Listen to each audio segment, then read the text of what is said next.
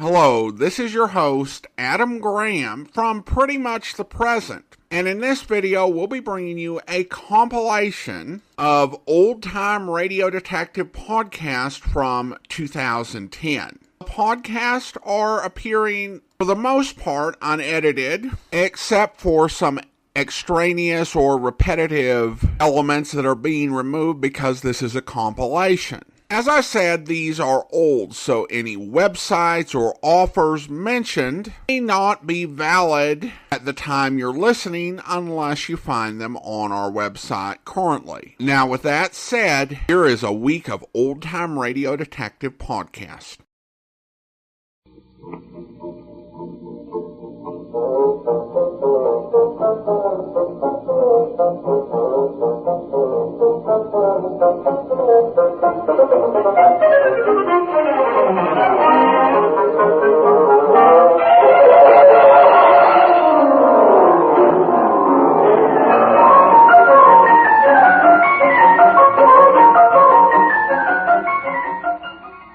Welcome to the Great Detectives of Old Time Radio. From Boise, Idaho, this is your host, Adam Graham. Got any comments? Email me, box13@greatdetectives.net. Cast your vote for the show on Podcast Alley at podcastalley.greatdetectives.net. And become a fan of the show on Facebook, facebook.greatdetectives.net. There was an error when I was setting up the upload for Woman in Green a week ago, and some of you got the bat. Again, an error. I've corrected this, so you should be able to get the right video from iTunes or else download it at greatdetectives.net. Well, we've reached the halfway mark in Box 13. As today, this is the 26th episode. As syndicated shows were often sold in packages of 13, 26, and 52, it's quite conceivable that for some stations this might have been the last episode they aired.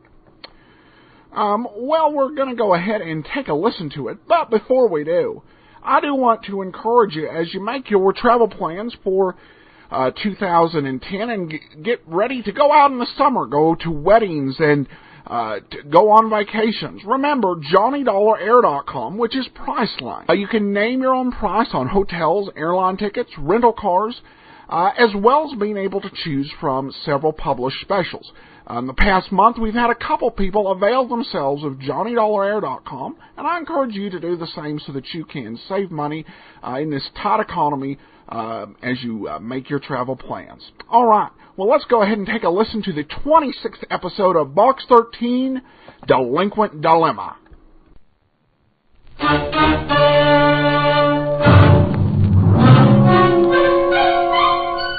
Box 13, with the star of Paramount Pictures, Alan Ladd, as Dan Holliday.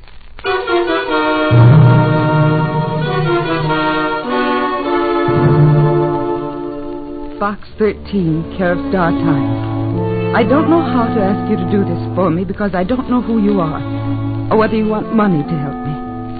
I can pay a little, all I've got to help my boy. I can come to you or you can see me. I live at number 245. My name is Mrs. Karen. Please, if you will help, I'll do anything for you. It was written in pencil, neatly, carefully, as if she wanted every word to count. And it led to, well, a kid. A scared kid. And murder.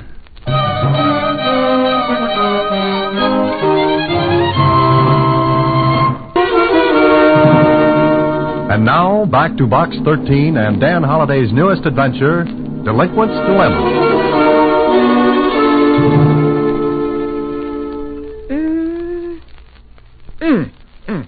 That's a great observation, Susie. What brings it on? I was trying to figure out what she looks like. And did you? Well, I think I can virtualize her. Visualize. Don't try the big ones until you can handle the small ones. What do you mean, Mr. Holliday? Well, you work on it a while, until I get back from Mrs. Karen.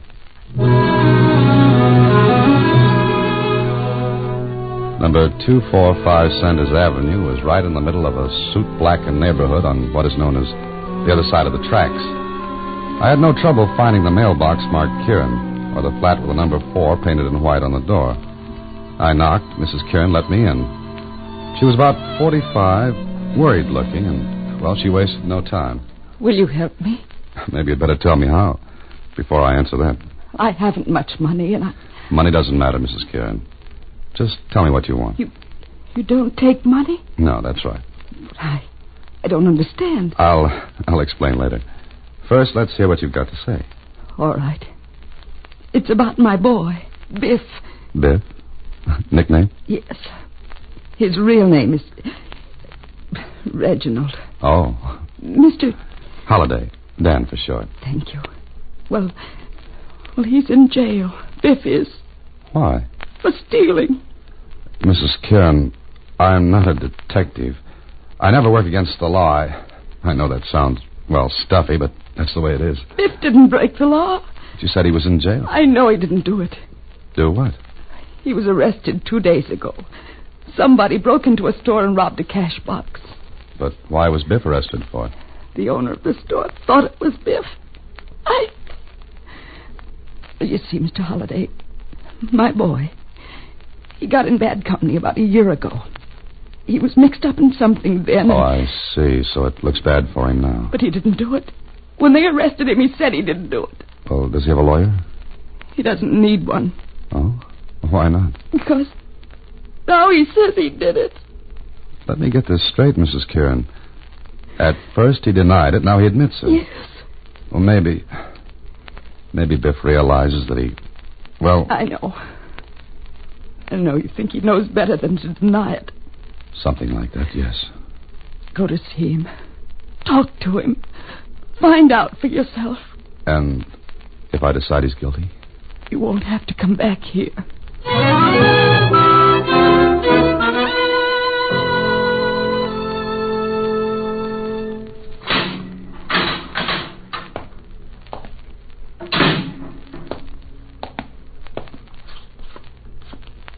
Hello, Biff. Yeah? Who are you? I'm a friend of your mother's. Ma? She's all right, ain't she? She's okay? Sure. I just came from her. Oh. Who are you? Your mother asked me to help. My name's Holiday. Dan Holiday. Never heard of you. I guess not. Sit down, Biff. You a mouthpiece? Lawyer's the word you're looking for. I don't want none. Well, I'm not. Now, listen. Let me alone, will you? Oh, now, take it easy, Biff. Yeah, what's your racket, mister? If it makes any difference, I'm a writer. Writer? Books and stuff? Uh-huh. I don't get it. What do you want with me? Story of my life or something? Maybe I'd like to write something good about it. Blow out of here, will you? Biff, I told you I just came from your mother. She asked me to help you. Yeah, I guess she would. You see, she doesn't think you broke into that store. I said I did. After you said you didn't. Hey, look, I get a better rap saying I did it. But always easier on a guy when you don't put up a squawk. That's why I said I didn't. And then I did. You know, I think you're lying, Biff. All right, so you think I'm lying, so go ahead and think it. And get out of here. And stay away from Ma, you hear me? You just stay away from her. Oh, no, just a minute, Biff. I say get out of here and don't come back no more. Don't come back.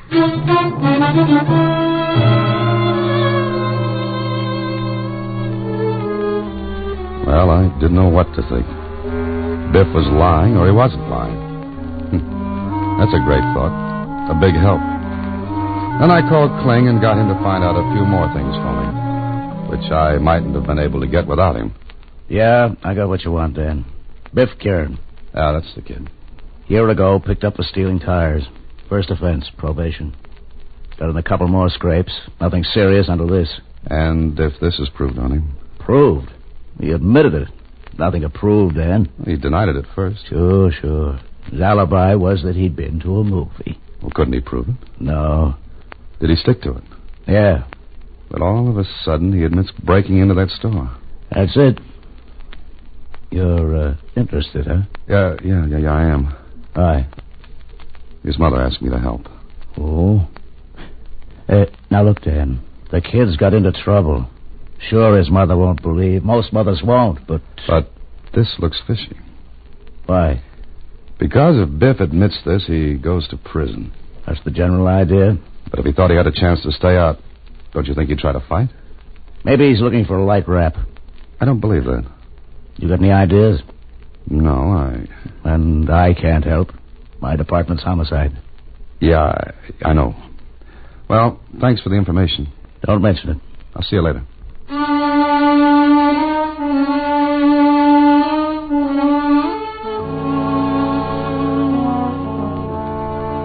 I thought about it some more, and the more it went around in my head, the more it looked phony. Biff seemed scared and almost eager to take the rap for the breaking and entry job. Why? Why do that if he knew it would mean prison? I went to see the owner of the store, and, well, he wasn't sure it was Biff. But that didn't make any difference either, because the police had an admission of guilt. So I went home, let myself into my apartment. You don't need the light, chum. Close that door. There's a draft. I catch cold easy. If we're going to get better acquainted, we should see each other, don't you think? I don't want to make any more friends. Well, you haven't. Okay. Sit down. Thanks. Now, look. Cigarette? Don't light no match. Ashamed of your face? It'll get by. Just make sure that yours does. Oh. Am I supposed to figure that one out? You already did. Yeah, I guess I did. Uh-huh. Now, look, I want you... How'd you get in here? Ain't you ever going to let me talk? I'm just curious, that's all. Okay, I get a pass key, a skeleton key. Mm-hmm. You're satisfied? Oh, sure. You mind if I talk now? I'd be charmed. What do we talk about? You? That's a very interesting subject. I was born of poor but wealthy parents in a small lodge town. Look, I'll come back in a couple of days and we'll kill each other. Oh, fine. I'll have a cake baked. What do you want? Nothing. I'm a very easy guy to please.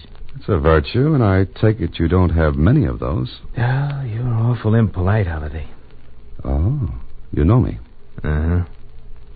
Lay off the Kieran kid. So, that's the purpose of this charming visit. The other two guesses you don't need.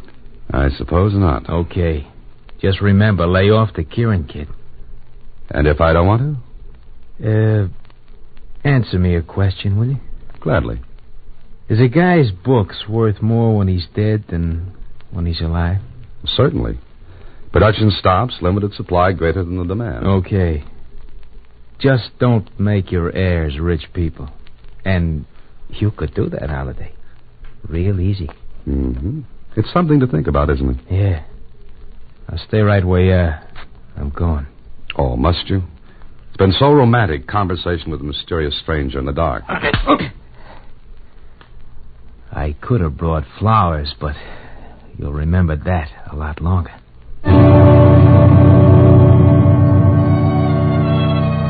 Okay, that did it. Now I knew Biff had a motive for admitting the robbery. But what the motive was, well, that was a different color on a different horse. I turned on the light. My pleasant partner in that little tete-a-tete had left a reminder. His ring had cut into my cheek and left a mark. For a couple of hours, I thought and thought. Finally, I figured out an angle. But I had to see Biff again to tie it up. So the next morning, I went back to see the kid. But just as I was rounding the corner of the corridor... Okay, kid, now just keep a stiff upper lip, you see? Biff had company. The voice of that turtle was the same as the guy who'd played tag with me the night before. And he had a ring on his finger. A big ring. I ducked back out of sight, let him pass by.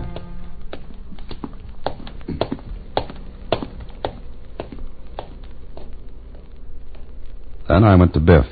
You again. Uh-huh. I want to talk to you. But I don't want to talk to you, mister. Had company, didn't you? Company? No, I didn't. Come on now. Who was he, Biff? Pal, a friend of mine. Now, get out of here and mind your own business. I am. Your pal gave me this. Okay, so we hung one on you. And I didn't like it. So you should learn to mind your own business, I told you. Listen, Biff. I was asked into this by your mother. She don't know what she's doing. I mean, let her alone. Biff, you're trying to be a tough guy, and it just doesn't hang right on you. So I'll grow into it. Sure, that's what I'm afraid of. That's what your mother's afraid of. Shut up and beat it. And if you come around here again, I'll holler for the guard to back you out. All right, then I'll talk to your mother. No, don't go near her. She's all right now, but... But what? Nothing. Beat it. Are you going? Or do I call a guard to throw you out of here? Okay, Biff. I'll go. Well, Biff was afraid for his mother. That much I could guess. And he was willing to go to prison rather than deny he'd robbed that store. But how could a thing like that tie in with a mug who'd come to see me? The robbery was cheap stuff. Not likely that a hoodlum like my visitor would be mixed up in it. Was Biff taking the rap for him? Well, that couldn't be. So I went back to Kling. Still beating your brains out, huh? I have other people do it for me now. Yeah, I could see that. Nasty cut. Yeah. Let me look at your rogues gallery. Think you know the guy who slugged you? You might recognize him. I got a short look at him in the jail today. Okay. Here. Look through these. See anybody you know? Not yet.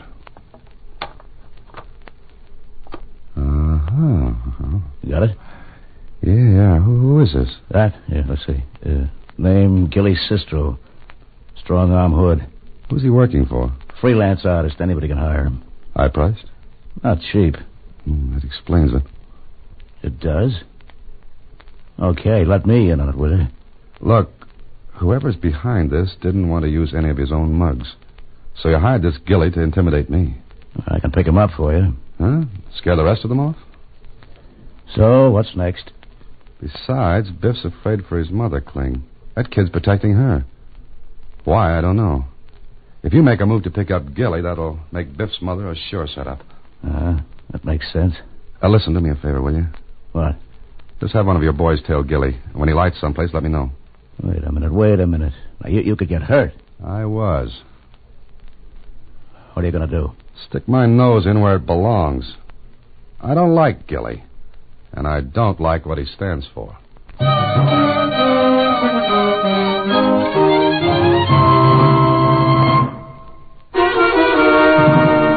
And now back to Delinquent's Dilemma, another Box 13 adventure with Alan Ladd as Dan Holliday.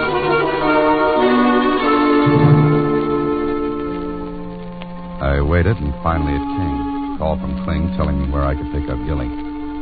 I did and followed him. Maybe I was being followed, too, but I had to take that chance. After all, there was nothing we could pin on Gilly, just entry and assault. But that wouldn't get to the thing that was putting Biff in a vice. Anyway, I followed Gilly, watched him go into an office building, found where he got off the elevator, waited until he left, and then... Yes? I'd like to see Mr. Mr. who? Mr. in the inner office. What's your name? Cecil Holling. Holling? Yes. Just a moment.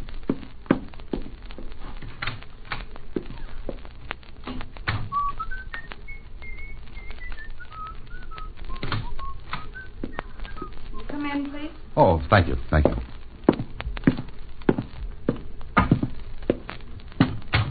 Your name's Holling? Yes, sir, it is. All right, what can I do for you? Need any brushes? Huh? Brushes. You see, I carry a full line. Hey, what is this? The brush off. My own little joke.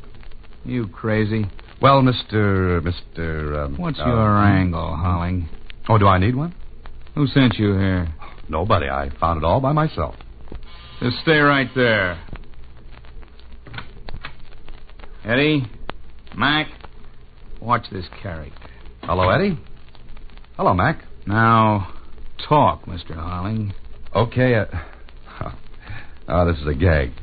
Is it? Yeah, I guess I'm in the wrong office. I was supposed to pull a rib on somebody, and I guess I got in the wrong office. Well, sorry to bother you. Just a minute. Yeah? Who sent you here? Nobody. I told you, this is a gag. I guess it backfired. You must have tried the gag too often. Somebody pasted you. Oh, no. Beat it. Well, thanks a lot. Whew. I wondered if I talked myself out of that one. I didn't, because when I got downstairs to my car, I noticed a man following me. But I'd found out something. Gilly was working for the character in that office. And who was he? It took me 2 hours to shake the shadow, then I got back to Kling and told him. You crazy fool. You dope. But I found it, didn't I? Sure, you found it. Listen, they still don't know who I was. How do you know that? You wouldn't have let me out of that office, Kling. You sure you ditched that shadow? Yeah, I'm sure. But if Gilly gets back, he'll find out, and he knows you. Before that happens, what's the lineup? The man you saw is Pete Voslin. Rackets here, gangster. Has he got a record? None that we could pin on him. He's smart, Dan. Little guys take the rap for him. He pays off when they get out. And what's his angle in all this? How's he tied up with Biff Kieran? That kid certainly isn't a member of his gang. No, at least I don't think so. There's got to be an angle. Wait a minute. Huh? What have you got? Listen, it was a big fur warehouse robbery. Yeah. It looked like one of Voslin's jobs. But there's nothing to tie him in. And there was a watchman killed. When was that robbery and murder? The night of the 16th. What time? About 11:30. The 16th. That's the night of the store robbery. The one Biff's admitting to. Yeah, sure. Suppose the kid was passing on his way home from that movie. And saw the whole thing. But he's afraid to talk. Because they threatened his mother if he does. The dirty heels. Listen, I'll send out No, wait. Do that and you put Biff's mother on the spot. Get Biff here instead.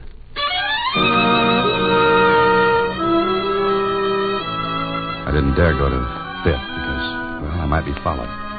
If Kling sent for him and in Kling's office. I don't know nothing. Let me go back. Now, Biff, your testimony is the only thing that'll give us a break. I robbed that store that night. Now let me go back. Biff, listen to me. I ain't gonna listen to nobody. What are you trying to do? I told you I robbed the place. What if we'd tell you the police have arrested the real robber? That won't work. I know you haven't because I would have been let out. Biff, we'll protect your mother. And you. There ain't nothing to protect. Kling, come here, will you? Let me talk to him. Alone, please. Okay, then. Go ahead. I hope the day comes soon when kids will realize that the police aren't their enemies, but their friends.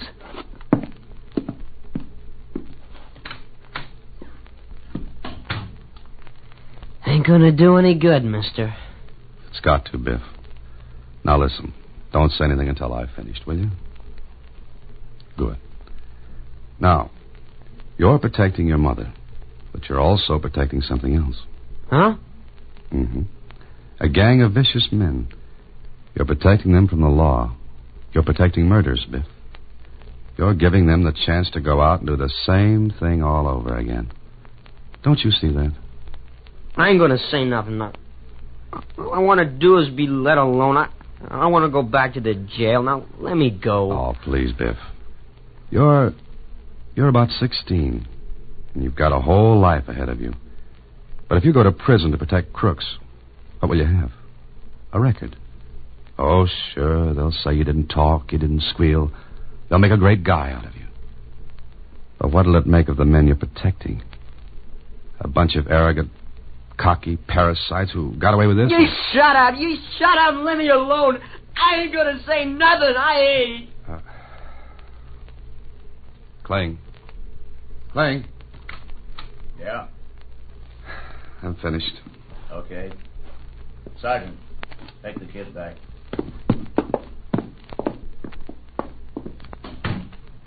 Well? No. Oh, he's our only chance to put Voslin and his gang where they can grow a nice coat of mold. Yeah, I know. But he's too scared. He won't talk, Kling. He wouldn't talk if it killed him to keep quiet. We've got the whole thing in our laps. We've got Voslin on a murder rap if that kid talks. I know. What's the matter? Listen, I hate to say this, but we've got to double-cross Biff. What have you got in mind, Dan? Now, listen. Don't let anybody in to see him. Keep all the visitors away. Why? Because he's going to talk. Are you crazy? Listen, I've got friends at the Star Times. They're going to break a story that'll smoke Voslin out in the open where you can smash him. You mean print a story about the kid talking? Yeah, that's it. But his mother... We won't break the story until I'm there, with her. Listen, you crazy fool. Those guys don't kid. Once they say they're going to do a thing, they'll do it. You let that story hit the street and they'll go through with it if it takes 10 years. I know. But we know Biff won't talk. So keep visitors away from him. Boston will try to get to his mother, don't you see? That's the only way he can really keep Biff from talking. Get his mother and hold her until the kid decides to keep quiet. But... No buts. We'll make the story look as though sensational developments are expected in the fur warehouse murder. Just enough to make Boston think the kid might talk.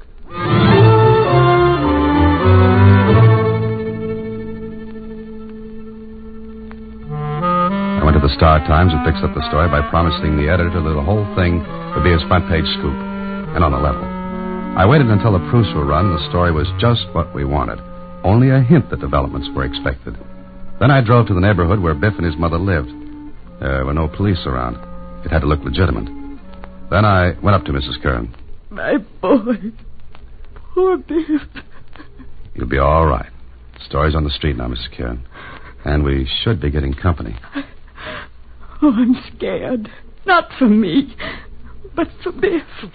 He'll be all right.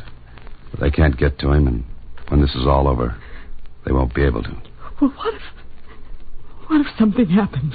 It won't. Now, turn out the light quick. Get into bed. Pretend to be asleep. I can't. Shh, be quiet. Lie there. Pretend to be asleep now.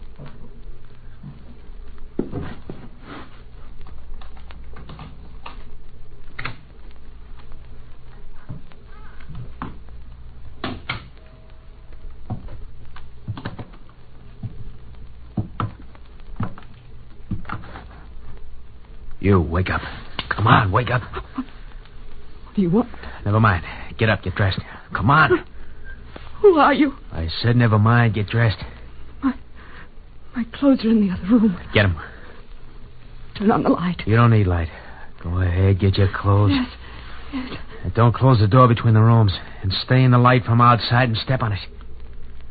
Still standing in the draft, Gilly? Oh. Nice meeting you again in the dark. Try it again, Gilly. Oh, no. Drop it, Gilly, drop it. All right, don't shoot. You all right, Dan? Sure, as long as I had his gun hand. He was a little handicapped. Turn on the light, will you, Clink? All right. Hey, Sergeant. Let the kid come in. Biff! Oh, Mom. baby. Mom, are you all right? Are you? Yes, baby, I'm all right. Oh, Mom, please don't call me baby. Please. I was so worried about Oh, Mom, it's so good to see you. Cling. I know you don't. Cling. What? Yeah, what's up? Are you all right? Me? Sure, why? You're smiling.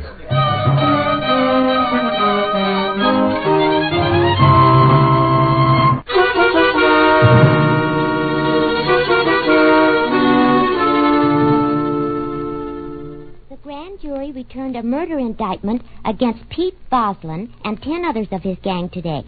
Evidence presented by the district attorney is sure to result in conviction of the notorious racketeer. Well, that does it, Susie.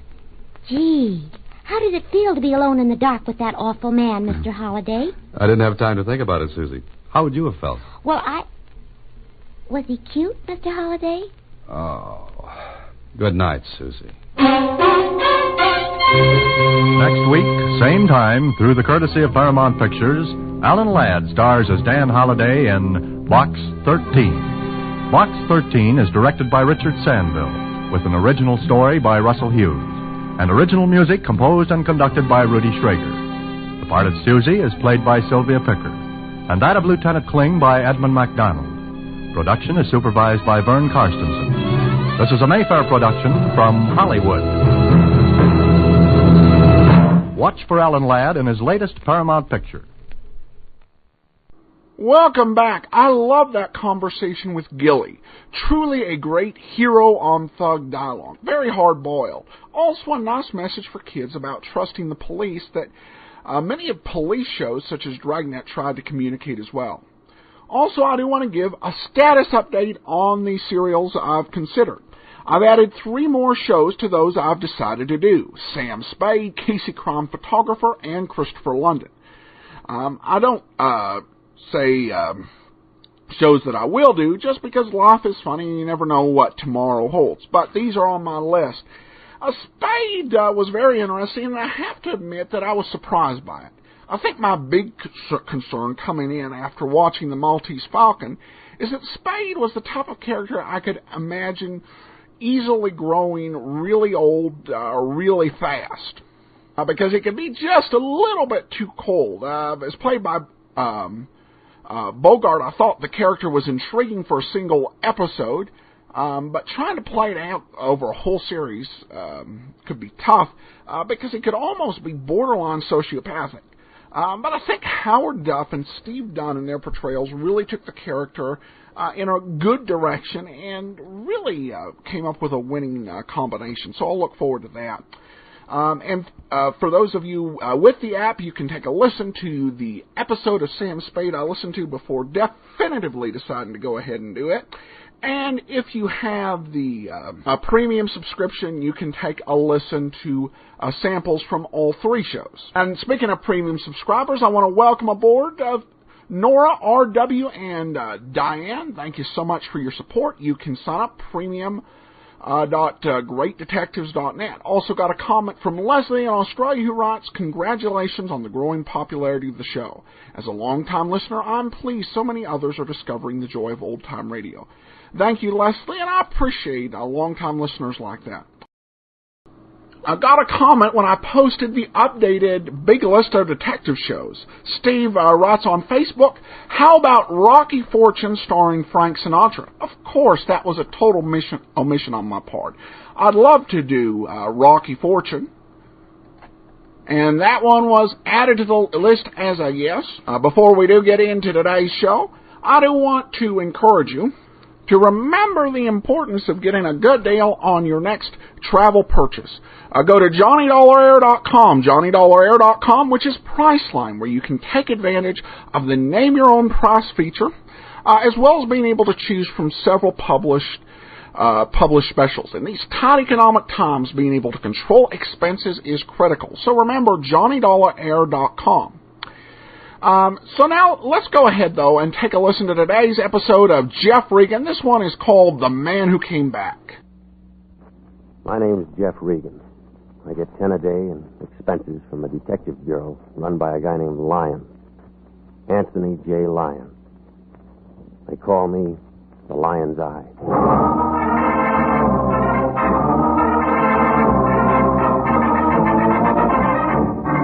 With Jack Webb as Jeff Regan investigator, stand by for hard-boiled action and mystery and thrilling adventure in tonight's story of The Man Who Came Back.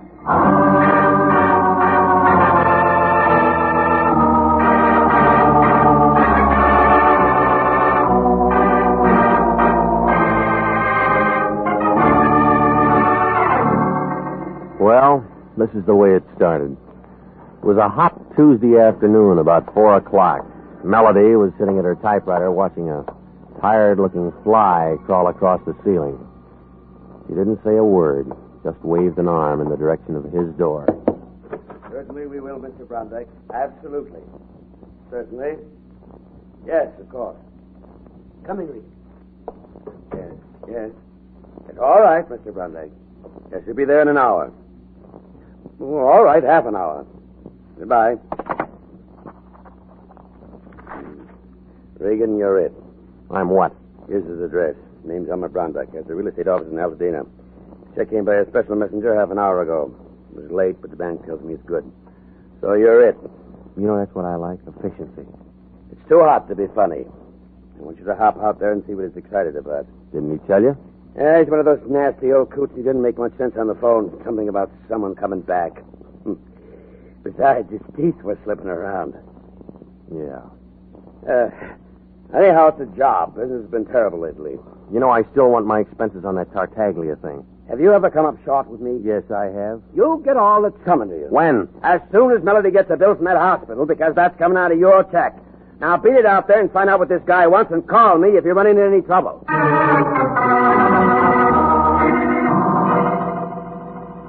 Brondike Manor was a brown-white cottage on the edge of 10 acres of dusty land in back of Foothill Drive. There was a big sign right in front of it telling you how easy it is to own your own land and have your own home on Brondike Estates. Well, I parked across the highway, and it was just about then that a big, heavy-set man wearing a dirty white Panama hat and a suit that didn't fit him around the stomach, crawled out of a 36 Ford sedan, jammed a cigar in his mouth, and came over to my car. He had hair in his ears. Yeah, hot afternoon, ain't it? Yes, sir, sure is hot. Sure is a hot afternoon. Yeah, it is if you spend it sitting in a car pulling on a bottle. Smell it, huh? A mile away. Just trying to beat the heat. Okay, you've been parked in the car beating the heat. Yeah, you win. Ain't much good trying to look like a guy who wants to buy a house. Yeah. Who do you look like? Yeah, it's a little greasy, but it's me. Marty Anderson.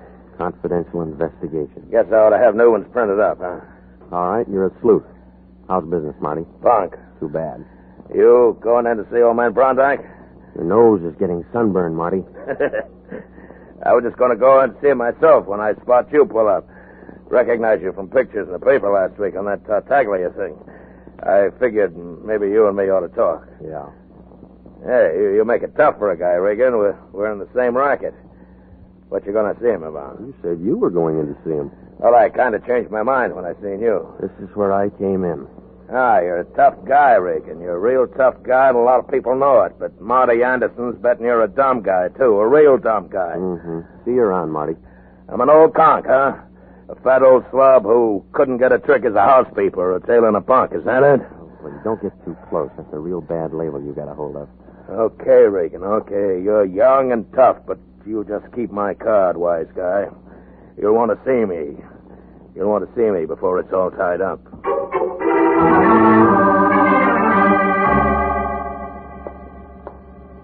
Mr. Brondike, please. Elmer Brondike. He's expecting me. Your name, please?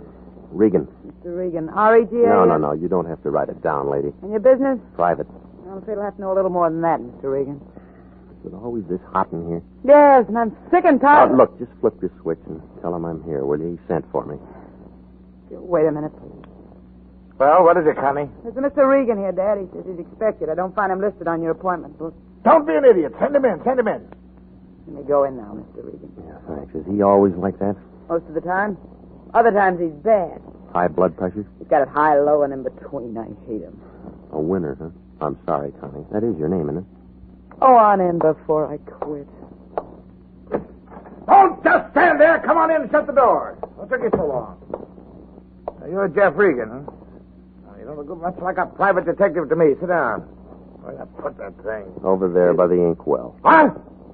Oh, well. Now then, Regan, about this Collier. He's a no-good tramp. Do you understand that? A no-good tramp. I'll see that he goes right back up to San Quentin if I have to. I'm a dangerous man to play games with. He found that out once, and if he keeps up this business, he's going to find it out again. All right, you're dangerous. He's a no-good tramp, San Quentin. Say, are you mocking me? No, I'm not. I'm just wondering what you're talking about. I just told you everything. You got ears? Can't you hear? I don't hear anything but a lot of blubbering, and that doesn't make any sense. Two big guns Look, here. Connie told me all about your high blood pressure. You better watch that. She did she? Well, Connie talks too much. That's what's the matter with her. She talks too much. Oh, sure, and you'd fire her, only she's your daughter, and you'd have to pay somebody else 3 times what you pay her to take everything she has to take. You get out of here. Get out of my office. Get out. Get out. Okay. No, never mind. Sit down. Just hot. Heat always gets me. Yeah, me too. Now, do you want to tell me about it? He's an ungrateful scoundrel. Who? Toby Collier. Who else? Well, I took that boy in as my junior partner in Brondike Estates when he was nothing more than a car washer in a filling station. And how does he repay me? Hey, you're letting the heat bother you again. No, it isn't the heat, Regan, I'll tell you that. It's those phone calls. Phone calls telling me to beware and watch out. And a lot of other nonsense. Mm-hmm. Now we're getting close. They let him out of San Quentin last week. You'd think he'd go somewhere where people didn't know him and wash cars again or something. But no. He has to start telephoning my office and telling me he's back and that he's going to get me. What was he doing in San Quentin? 2 to 10 on an embezzlement count. How long ago was that? 3 years ago. I guess he got time off or something. Why is he sore at you? I had to testify against him. It was my firm. He was chiseling. So now he's out of the clink and he's phoning you and trying to throw a scare on you, huh? He may be out, but he isn't scaring me or anybody else, I'll tell you that. Yeah. I want you to find him, wherever he is. Bring him here. All right. And then I want to tell him like I'm telling you. If he keeps bothering me with those phone calls, if he persists in threatening me, then I'll haul out some stuff I have in my safety deposit box and send him back up there on a swindling rap, just to get him out of my hair. You withheld evidence at that trial? I withheld nothing. Just be a new charge. I could make it stick if I wanted to. All right, tell me the rest of it. What do you mean, tell you the rest of it? No more to tell. He's a punk. He's gonna get in trouble. Where'd Marty Anderson figure? What? Anderson, Marty. Confidential Investigations. Big, dirty-looking ape who shaves every other day. Oh, that rumput. How'd you know about him? He tried to shake me down outside your office. He would. Yeah, he's just a second-rate gum heel I called in 3 years ago when I thought Collier might be fixing my books. I think it's the only job he ever had. He's been pestering me ever since. Did he testify against Collier? Of course he testified against Collier. That was part of his job. Is there anything else you want to know? Yes, there is. Why'd you call International instead of the police? You're pretty nosy, aren't you? I'm a lot of things. Now, come on, why? Because every time you call a cop around this town, there's always some snoopy reporter hanging around the sergeant's desk. I got $500,000 tied up in this here gravel pit. I don't want anybody who's going to buy into it, thinking that I might get knocked over by some loony. That's why I want it all quiet. Does that satisfy you? Oh, it'll do for now. You'll probably come up with something better later on. You done all right, where's Collier? If I knew, I wouldn't have called you in. You have a family here, home, a wife, something? He was all alone. He had a mother somewhere, I guess. Pictures? Here. Okay, I'll keep these. When am I going to hear from you? When I find something. You bring him to me. I'll ask him to come. He doesn't have to. You just spring that swindling rap on him. He'll come. Yeah, and if it's no good, he can turn right around and slap a slander suit right in your face, and I wouldn't blame him. Don't you forget you're working for me, young man. No, I won't. Regan, you've got a nasty way of talking. People don't talk to me like that. Yeah, well, this is a brand new crowd of people, Frosty Top, and we talk just like we feel.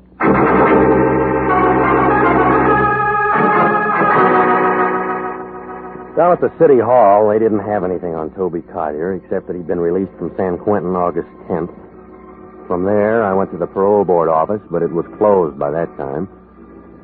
So I did the next best thing, and I sent a wire to the officer in charge of parole prisoners, San Quentin, asking for Collier's address.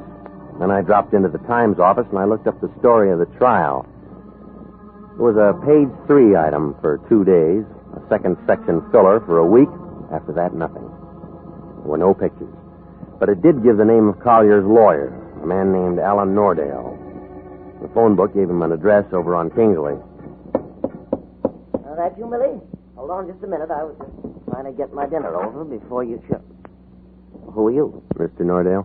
Mm-hmm. My name's Regan. I'm a private investigator. I'm trying to locate a former client of yours, a man named Toby Collier. Come in. I was expecting Millie, but come in. Thank you. I always fix my own dinner, poached egg and half. I have ulcers. Name's Regan? Yeah. You want an egg? No, thanks. You mind if I finish? No, go ahead. Thank you. What's what with Toby Collier? Well, I'm just trying to locate him, that's all. I found out that you were his lawyer. He was released from San Quentin 10 days ago. Yep. You sure you won't have an egg? You get used to him after a while. Who you work for, Regan? International Detective Bureau. The line still there? Yeah. Well, so you're the line's eye, huh? Yeah. Lines is a bandit. But whose case? Elmer Brondike. Mm-hmm. What you want Toby for? Ball him out for making threatening phone calls. That all? As far as I know. Toby was a nice kid, but a calendar job. Born with one war going, one depression on deck, and a new war starting. Makes a difference. The calendar got him. And he wound up in San Quentin. Well, everything was against him at the trial, too. He was pretty mad at old man Brondike and that private dick, and me and everyone else before it was all over. I tried to talk to him. From what Brondike tells me, he's still mad. Yeah, I did all I could, but he didn't have a chance. He tried to lift a lousy couple $1,000, and they caught him. Well, he's out now. You handle his parole? No. You know who did? No. You don't know where he is in town? No. Brondike said he had a mother. No. Okay. I'll leave you to Millie. Yeah.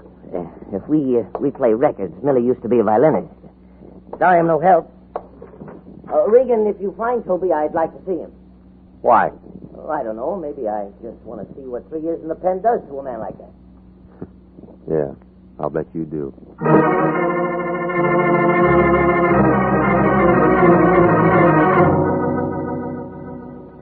now? Did you find Collier? I'm calling from home. Oh, what about Collier? I didn't find him yet. Well, get busy. What are you waiting for? A telegram, morning, couple of things. Listen, this old schmo is plenty tough, and if he thought you were local Look, on the it's 9 o'clock at night. I'm tired. There's nothing I can do till tomorrow morning. He's sore as a shaved pup about all this, and especially about you. He phoned up and said you call him a lot of names. He is a lot of names. I don't care what he is. You don't talk to a client like that. Besides, I haven't cashed his check. Now go on out and find that guy and get this thing settled. Good night, Regan. Besides, I haven't cashed his check.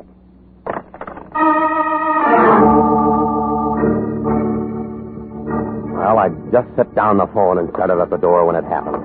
Connie Brondike was standing there, and she didn't waste any time. She didn't say a word, just pulled the trigger. The first 3 brought down plaster on the ceiling. The 4th one ruined the shoulder on my suit. The 5th gave me a haircut. I made a grab for and I missed. I took the empty gun in my face. Next thing I knew, she pulled off one of those high spiked heels and raised it above my head. I tried to stop her, but my arms wouldn't work. And that's all I remember.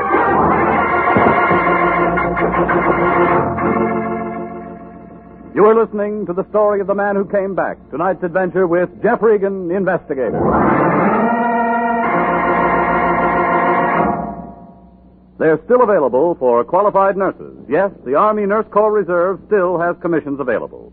If you are a graduate registered nurse between the ages of 21 and 45, you may be eligible for a commission in the Army Nurse Corps section of the Regular Officers Reserve.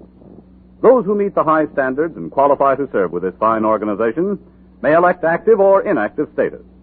Nurses requesting inactive status will continue with civilian nursing, but stand ready to serve in time of emergency. In addition, they have the opportunity to take advantage of special training courses.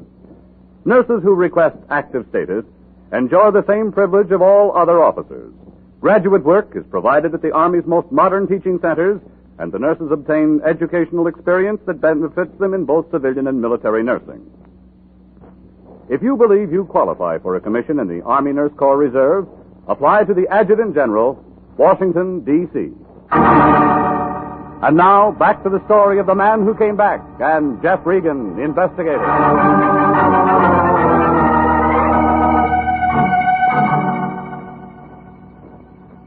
Oh, yeah, Connie had done a real good job. 6 to 5, I'd never get there before it stopped ringing. Oh. All right. Hello? Regan, is that you? Yeah, What's the matter? Did I get you up? something like that. This is Marty Anderson. Did you wash your face yet? Still feeling tough, huh? I thought maybe we could talk now. Yeah. What made you think that? You're looking for Collier, ain't you? I know where he is. Yeah? Want to talk? Where? My place, on my card. All right. I'll wait for you, tough guy. Bring some money. This is going to cost you. Everything's going to cost me. Bring some money.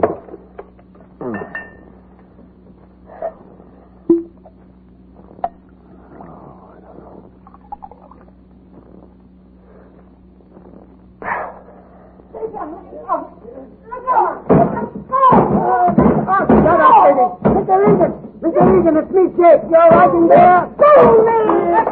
Stop! You all right, Mr. Regan? Yeah, I'm fine. I told you it was all right. I want to go. I was real worried. I thought I heard some shots, and I seen this one jumping down the stairs like you had a good homicide somewhere.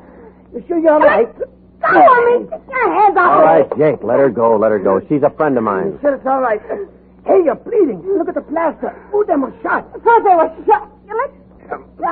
Jake, let her go, will you? Oh, sure. I was cleaning a gun. Oh, cleaning a gun. Funny time to clean a gun, 10 o'clock at night. Well, I do a lot of funny things. Come up and have a drink sometime, will you, Jake? Okay, Mr. Regan, okay. Good night. No. Oh, no, you don't, lady. Stay right where you are. No, we're going to talk. You hurt my arm. I'll rough you up good if I have to. Now, come on. I only wanted my pictures. Oh, save it, lady. I didn't have any right to give them to you. They were mine. Should have done that. So you come over to get them, and you take 5 shots at me and slam a gun in my face. Why didn't you finish the job with your heel? I couldn't do it. I was going through your wallet looking for the pictures. I saw your license. You're a private detective.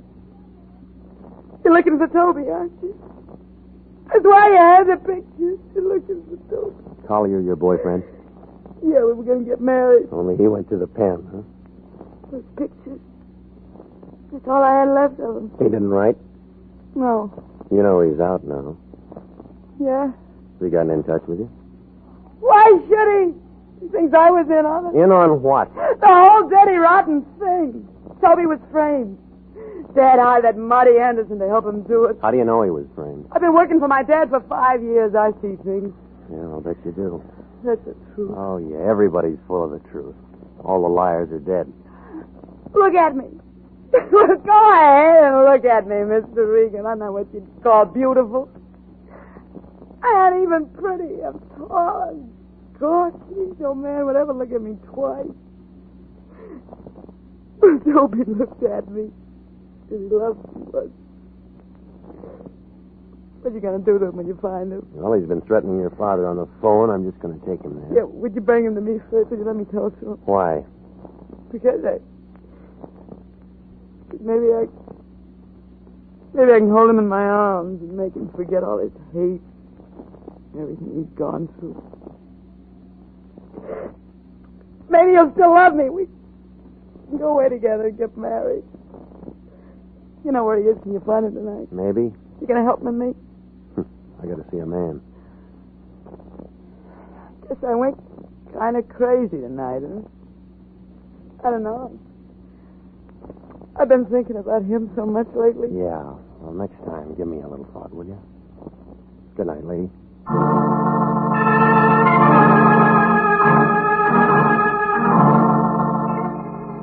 Well, Marty Anderson's office was a dirty room hanging over a shoe repair shop on Sunset near Alvarado. You could tell it belonged to him. The glass on the door hadn't been washed for 10 years. He didn't answer when I knocked, so I tried my keys on the door. The third one worked. Inside, it smelled like a pile of wet gunny sacks. The only light was kind of a thick green from a neon sign going on and off outside the window.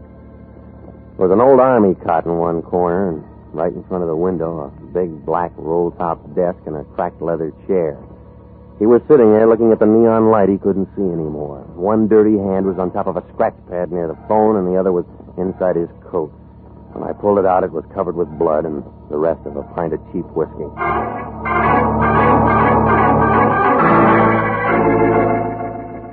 I found a .38 cartridge case on the floor. He didn't have anything in his pockets except some keys and a plug of chewing tobacco. There wasn't anything in the desk drawers either. When I started to call homicide, I had to move his hand. The name Collier was written on the scratch pad, and there was an address to go with it.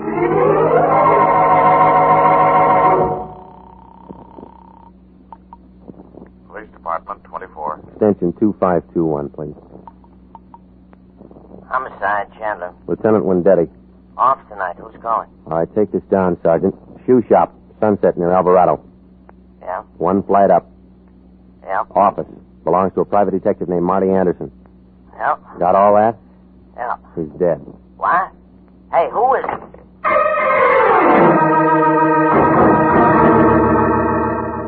The Santa Monica fog was all over Flower Street on the 1300 block south. The streetlight didn't do much good. Just kind of hung around and watched everything get wet. I used a half a pack of matches finding my address. Out kind of late tonight, aren't you, Pilgrim? What'll it be? Toby Collier here? He was here. All right, I'll wait. He ain't gonna be here no more. You a friend of his? Never met the guy. Yeah. It's midnight, beat it. All right, wait a minute. Oh, like that, huh? Any way you want it. I'm gonna do you a favor. I'm gonna tell you something. All right, Santa Claus. Before I turned night watcher, they call me the Candy Kid. 6'4", pound of 2 under 300. It'd be assault with a deadly weapon if I slapped you in the mush, but you tempted me. Now, beat it. All right, wait a minute. Being a night watcher ain't slowed me down, now. All right, now maybe this will. I just came from Marty Anderson. So what? He's dead. So what? And in about a half an hour, the cops are going to be here looking for Toby Collier. Yeah? Well, they can just dig him up and talk all they want. Dig him up? Are you blind or drunk or something? This outfit buried him this afternoon. This is a mortuary.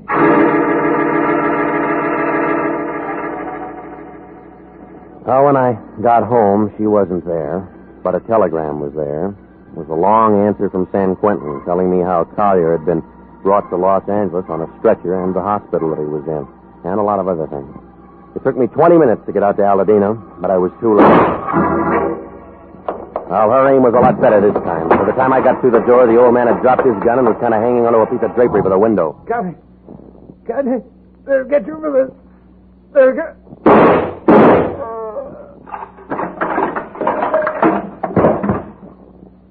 Well, you've turned into a real Annie Oakley, haven't you? Good to see him like that. Real good. You want to give me that gun? It's empty. Sure, why not? He had it coming for a long time. Did you read my telegram? Yeah, I read it. And I phoned the hospital, and they told me Toby was dead. Bad heart. Wasn't that bad heart that killed Toby? It was him. He killed him. You don't have to make those faces. They don't make him any deader. You think I'm nuts, don't you? No, I'm not a lawyer, lady. You can plead any way you want. Well, I'll never tell it to a court. Don't bet on that. You aren't such a bad guy. I'll tell it to you. All of it? How many tramps you met in your life, Regan? Real tramps. Some just thought they were tramps. Well, you met the genuine product today. Take him. For 10 years, he's been packing away money. When the income tax people got close, he goes out and he finds Toby in a filling station. And makes him a junior partner. Yeah, works an embezzlement frame up that makes Toby the fall guy. That way, he doesn't have to straighten out any books. Tramp number 1. Genuine, huh?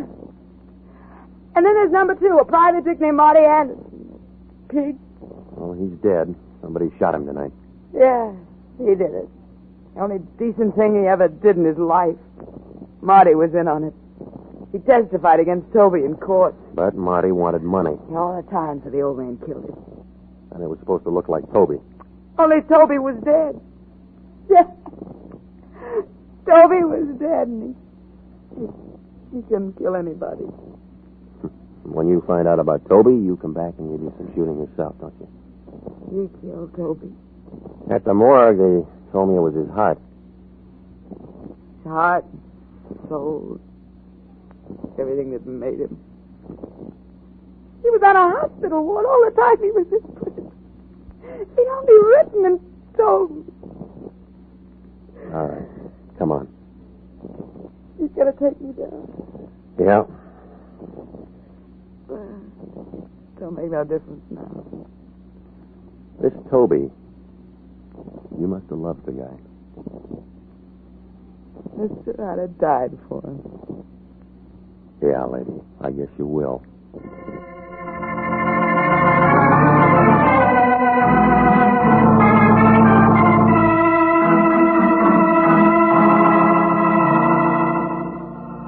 Well, that's the way it came out.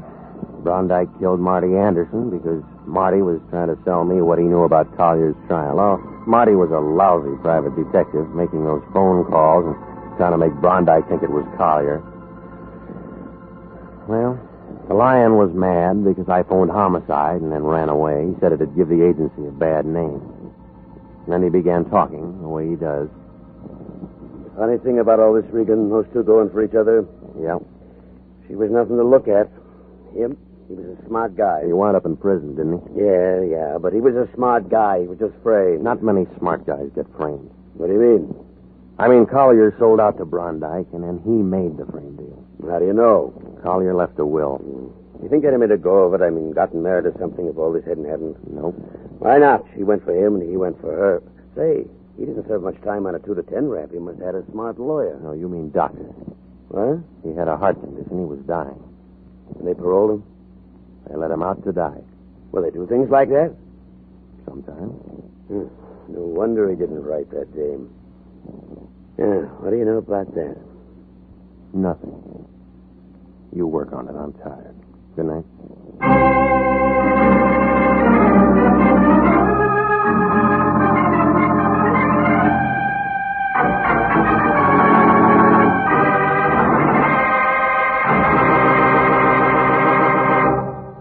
Are you a registered graduate nurse?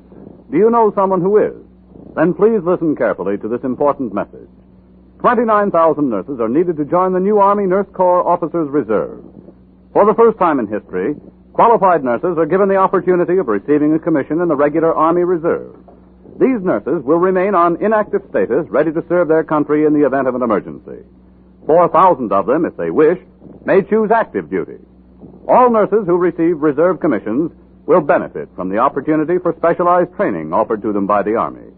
Inactive reserve status will not interfere with the nurse's civilian life, but the educational opportunities offered her by the Army Medical Department will be of great advantage to her in her work.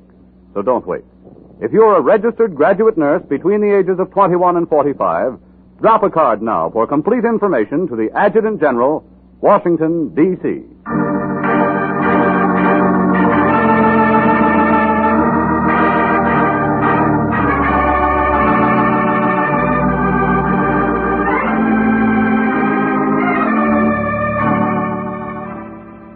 Jack Webb is starred as Jeff Regan, with Wilms Herbert as Anthony J. Lyon. The role of Connie Brondike was played by Betty Lou Gerson. Jeff Regan is written by E. Jack Newman, produced by Sterling Tracy, with original music by Diggerant. It's CBS same time next week for more hard-boiled action and mystery with Jeff Regan, Investigator.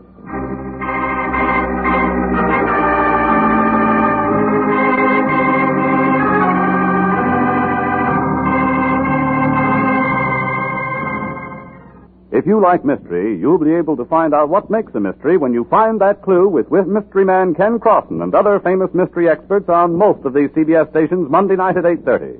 Remember, find that clue, CBS Monday night. This is CBS, the Columbia Broadcasting System.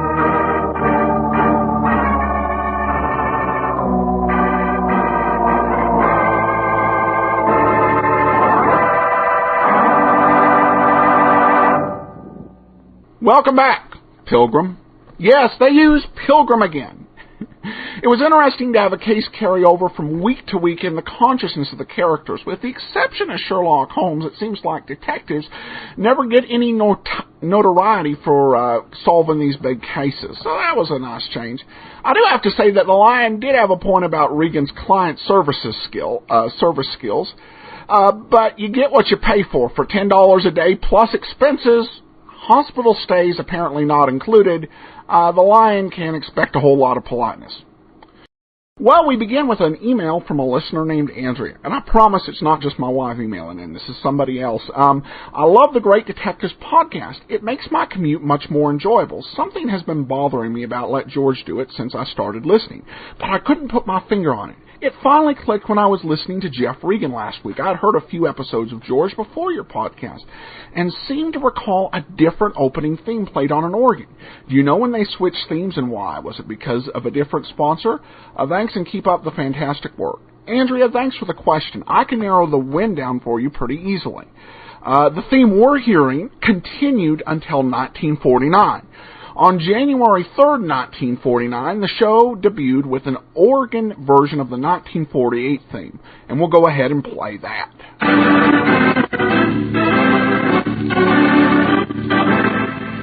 They kept that one around for 3 weeks, and then we got this theme on January 24th, 1949, and I'm betting that's the one you heard.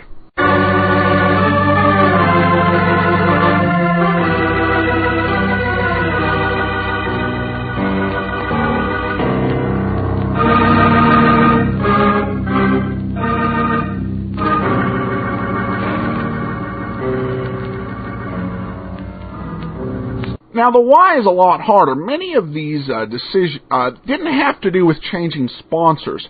Many of these decisions are done, but rarely explained unless there's a book written on the series or a magazine article, and you talk to the people who made the decision. I don't even know why the fairly recent TV show Monk changed his theme song after the first year when the song actually won an award. So we're pretty much, let alone Let George Do It, where it's been really hard to find the people who created it. So we're kind of left to speculate. And there are a couple theories that float around there. The first theory is that the new theme made it sound like a more serious detective show. When Let George Do It premiered in September 1946, it came right on the heels of the World War II era, when several of the light-hearted detective comedies, such as Mr. and Mrs. North and The Thin Man, had been colossal hits.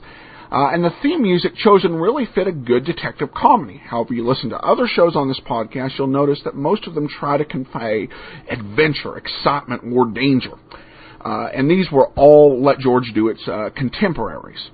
The second explanation is money. A score done by an organist is a whole lot cheaper than one done by an orchestra.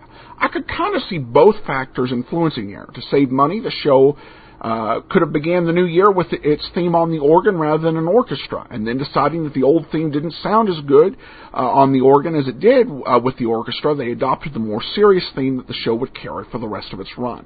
I think it makes as much sense as anything else, and perhaps even more. All right, well, we'll get to the show today in just a second. All right, we'll get to the show in just a second. First, I really want to let you know about JohnnyDollarAir.com. A lot of travels coming up. Weddings, vacations, trips to the ballpark, conferences, so much going on in summer. Make sure you get a good deal by going to JohnnyDollarAir.com, where you can name your own price. A really handy way to help control your own expenses. Go to JohnnyDollarAir.com, and you can also choose from some published specials and find out more as you make your travel plans. All right, let's go ahead and we'll take a listen to A Minor Case of Murder with our old familiar theme music.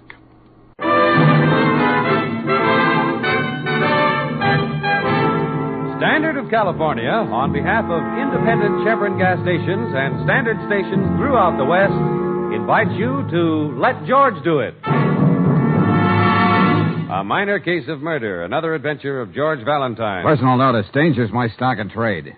If you're on a spot nailed there tight, you need my kind of help, George Valentine. Write full details.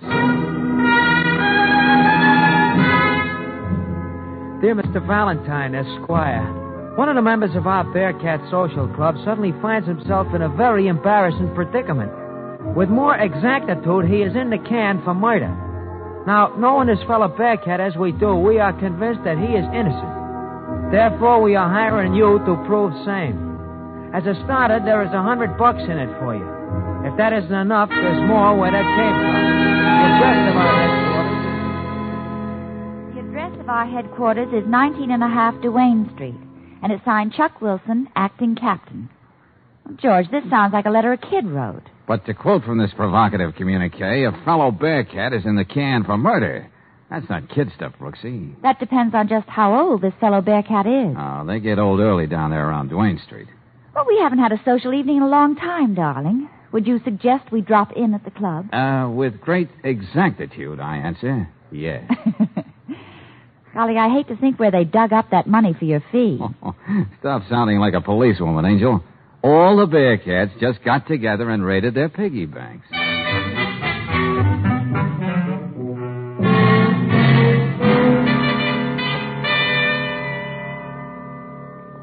Nice place you got around here, Chuck. It's just an empty store we fixed up. Yeah, but look at that furniture we got. See that red plush chair? Right out of the lobby of the Piccadilly apartment. Shut up, Bonnie, will you? Valentine, I believe in getting right to the point. And that's the way I like to do business, too, Chuck. What's on your mind? Now, look, Dan Corey is the real captain of the Bearcats. Uh-huh. Cops got him jugged for shivving his stepfather. For what? Shivving him, lady. You know, pushing a knife in him. Oh. Yeah, but he didn't do it, Valentine, even if he said he did. Oh, he admits he did, huh? And just what kind of a miracle do you expect from me, fellas? Just to believe what I'm saying and find out what really happened. Well, I'm here to listen. Well, the Bearcats have our own special rules, see, and we don't go back on them. Yeah, that's right. Let me read them to you, Valentine. Yeah, okay, Barney. The guy that goes looking for trouble unless it comes your way is going to get their tails kicked in. Well, there's nothing wrong with that rule. Try never to cop anything unless it's from an enemy gang. The fine for violating this rule is $1. Now, there might be some question about that rate. Well, get to the one we're talking about, will you, Bonnie? Oh, yeah, sure. Lead pipe, baseball bats, and other harmless things is okay. But don't carry dangerous weapons. You might be tempted to use them and give the club a bad name. Oh, yeah, nothing like trying to stay out of trouble. Violate this rule, and you get thrown right out. Yeah, now, Danny made that up himself, see? And he'd rather let you break his arm than break one of his own rules. Okay, Chuck, let's say I believe you. And Danny confessed to the police for reasons of his own. Yeah, that's right. Now, can you think of anyone in the neighborhood who'd want to kill Danny's stepfather? Just about everybody. His stepfather was nothing but a phony. Always pushing people around, even Danny's mother. Yeah, but did the babes go for him? Look, why don't you drop dead? Don't you see we got a lady present? Huh? Oh, don't let me cramp your style. What else about Corey? Well, he was in some kind of a racket with Leo Sudan, see? They worked out at a Swedes pool room on Malone Street. Uh-huh. Well, you going to take it on, Valentine? What would you say, Brooksy? Well, George, I'd say if so many of the other guys are so sure about Danny being innocent, they may have something there. Yeah, I was thinking something like that myself. Brooksy? Yeah? You drop in and see Danny's mother. She lives just down the block, number 33. And while you do that, Angel, I'll get down to the jail and have a talk with Danny.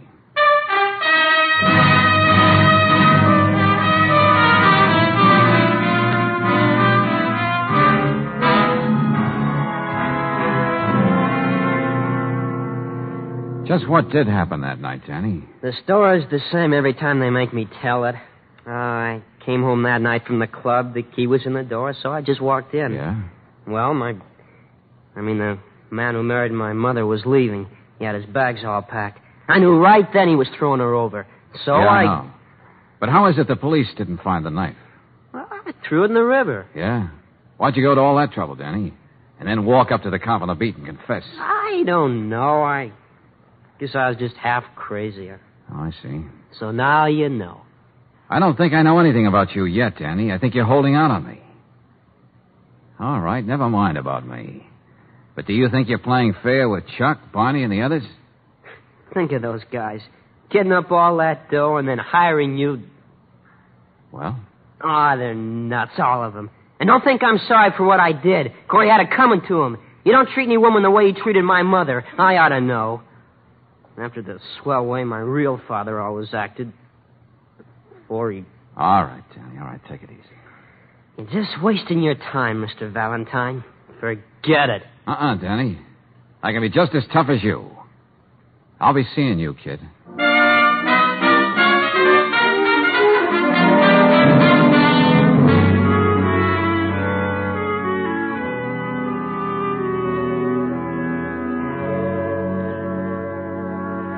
Miss Brooks, I know Danny admitted he killed Phil.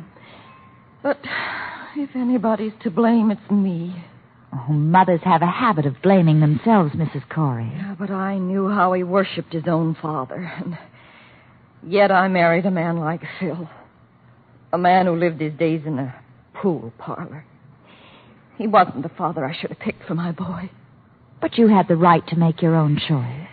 Oh, Danny and his stepfather fought right from the beginning. There was no peace in the house. That's when Danny became an altogether different boy. Started that gang of his. Oh, I suppose I should have known something like this was going to happen. Why do you say that, Mrs. Corey? A few weeks after we were married, Phil was coming upstairs from that pool parlor. Danny was waiting for him. He pushed Phil down the stairs. I opened the door just in time to see him. All Danny did was look at me and walk out. Well, that's just going to make it look all the worse for Danny when he comes up for trial. Oh, I know. Everybody thinks he did it, but I can't believe it. Oh, I didn't know you had company, Mrs. Corey. Sorry. Oh, that's all right, Mrs. Ravel. Come in. This is Miss Brooks, a good friend. How do you do? Hello. Oh, I do hope you've been able to talk some sense into Mrs. Corey. She can't just sit around moping all day. Well, you've been very kind. Kind, my foot. I know what it means to feel you're all alone in the world. You forget I spent half my life in hall rooms in the strange towns when I was in the chorus line. I think I'd better be running along. And you don't have to worry about Mrs. Corey, not a bit, dearie. Like I told her, as long as I own this rooming house, there'll always be a place for her here, and I own it outright. Best kind of security for someone in show business. Like my late husband used to say... Everybody tries to be so kind. Oh, now. All you need is a good sleep, and I'm going to see that you get it. That's good advice, Mrs. Corey. You want to look your best when you see your son. See him? Well, Dan won't talk to me. He won't let me visit him in jail. Well, sometimes things change awfully fast, Mrs. Corey. So suppose we just wait and see.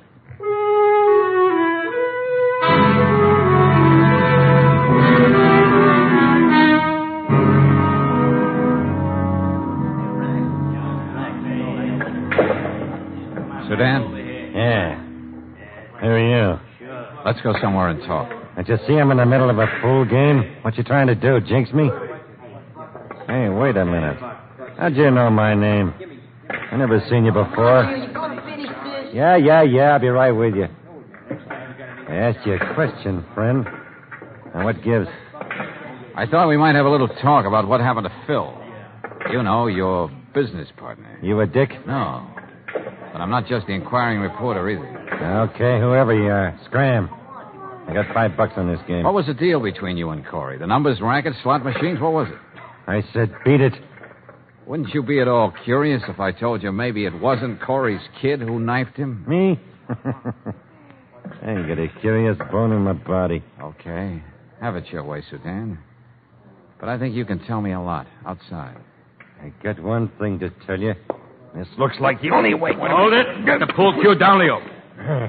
Now tell me what to do, sweet. Give me that cue. That's better. I try to run a respectable place. And talking about that, you better put the pool ball back on the table, too, Mac. Oh, this. Yeah. Glad you reminded me. Leo almost got it between his teeth. Swede, this guy's been asking me about Phil Corey. You don't say. Hey, look, be a nice fella, Mr. Run Along. Leo wants to finish his game. You and him got a beef, see him later. Somewhere else. Okay, you win. I know when I'm not wanted. But don't get me wrong, pal. Nothing against you personal. Just that I pride myself on running a nice, peaceable recreation parlor. You know, Swede, you're a man with ideals. I like that. But I got a few broken down ideals, too. What's that supposed to mean? I never get kicked out of the same place twice. I mean, and still leave it nice and peaceable.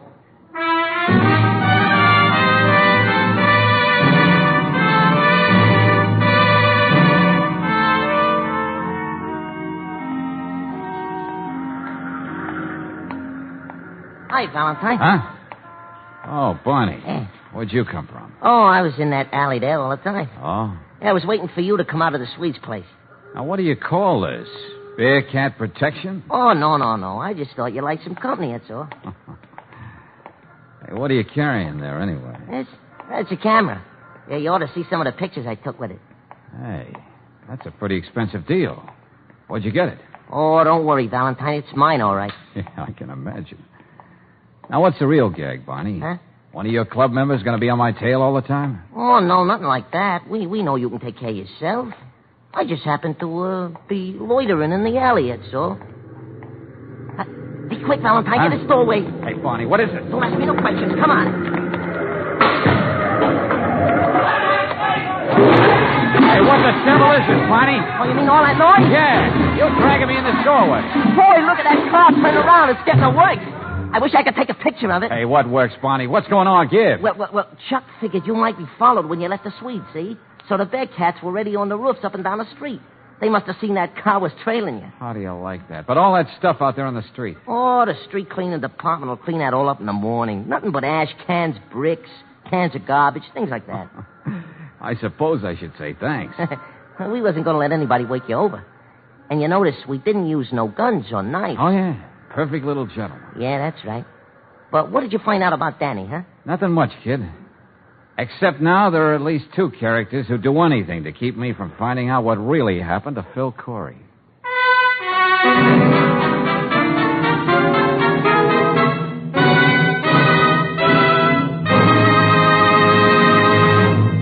We'll return to tonight's adventure of George Valentine in just a moment. But first, a word to the wise motorist. If you have an oil filter on your car, remember it needs a little attention now and then. In fact, the filter element should be replaced every 6,000 miles. For after you've had that much service from your oil filter, you'll find the element is bulging with 2 or 3 pounds of dirt, most of it carbon and metal particles.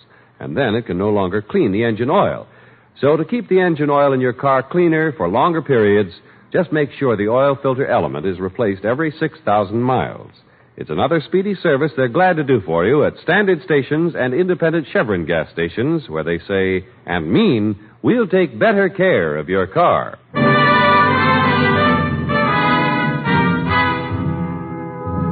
And now, back to tonight's adventure of George Valentine. Well, you find yourself working with a gang of rough kids called the Bearcats, just about as tough as they come. They won't believe that one of their members, Dan Corey, is guilty of murdering his stepfather. You play along because you don't believe young Danny did it either, and that's why, like George Valentine, you find yourself with Brooksy in the one-room headquarters of the Bearcats right now, addressing the membership. All right, now, all you guys, clam up. Come on, stop yapping, will you? I mean, the meeting will come to order. All right. We got some official business to discuss. Okay, Mr. Valentine, the floor is yours. Oh, yeah, thanks a lot, Chuck. Well, fellas, before I get started, what do you say about unloading some of those harmless weapons your Constitution allows you to carry? Okay, I'm waiting, fellas. Come on now, put them on the table. Well, come on, fellas. You're not afraid to walk down the streets like everybody else without all that stuff. Or are you? Well, okay, you heard what the lady said. Come on, get clean, will you? Thank you, Angel. Hey, did you hear that? He called her Angel. All right, forget it. All right, Valentine, what about Danny? I'm coming to that right now. I don't have anything like real proof to clear him. Huh? What? Hey, look, we're paying you $100. You're supposed to have all the answers. Yeah, that's right, like you said in that ad you had in the paper. Please, boys, let Mr. Valentine finish. You see, fellas, it isn't as easy as you think. Before I can help Danny, you've got to have absolute proof of his innocence. Well, after you left the Swedes and talked to Sudan, somebody tried to get you. That ought to be enough for you to work on. It'd be a lot easier if I was sure we were telling each other all we know about this thing. The truth is, unless I'm sure of that, I'm pretty much of a blind alley. Now, somebody here knows what I mean. You win, Valentine. Here. No, who's got the shit? That's an ugly-looking knife. You see, Danny's old man brought it back with him when he come home to the Pacific. He got it off a Jap. And where did you get it, Chuck? Well, I may as well tell you the whole thing. See, I was standing on a corner that night right next to the candy store, and Danny went upstairs for something, and the next thing I know, he was giving this to me. He said, make sure you ditch it, Chuck. Then he goes right over and gives himself up to a cop. Well, weren't you afraid that if this knife were found with Danny's fingerprints on it, it'd make the case really open and shut? Yeah, I thought of that, Angel. I mean, Miss Brooks. Then why were you so careful to preserve the fingerprints, Chuck? I see you got it all wrapped up in a handkerchief. Look, I got more than half a brain, Valentine. If they convicted Danny and he didn't have a chance, I was going to come up with this. Maybe there'd be some other fingerprints on it besides his. Uh-huh. Smart thinking, Chuck. Hey, Brooksy, take this knife down to Lieutenant Riley and ask him to check the prints. Oh, George, you know he's bound to ask questions. Tell him I'll talk to him later. Right now, I got to get to work. But first, Barney. Yeah? All these harmless weapons. Get rid of them, will you? Throw them in the river. Throw him in the river? What's the idea? Now, look, it's up to you, guys. Either get rid of this stuff or I forget I ever heard of Danny. Wait a minute. He's right. Come on, he's right. Good, that's the idea. Now, with what you told me about the knife, Chuck, maybe I can really start getting places.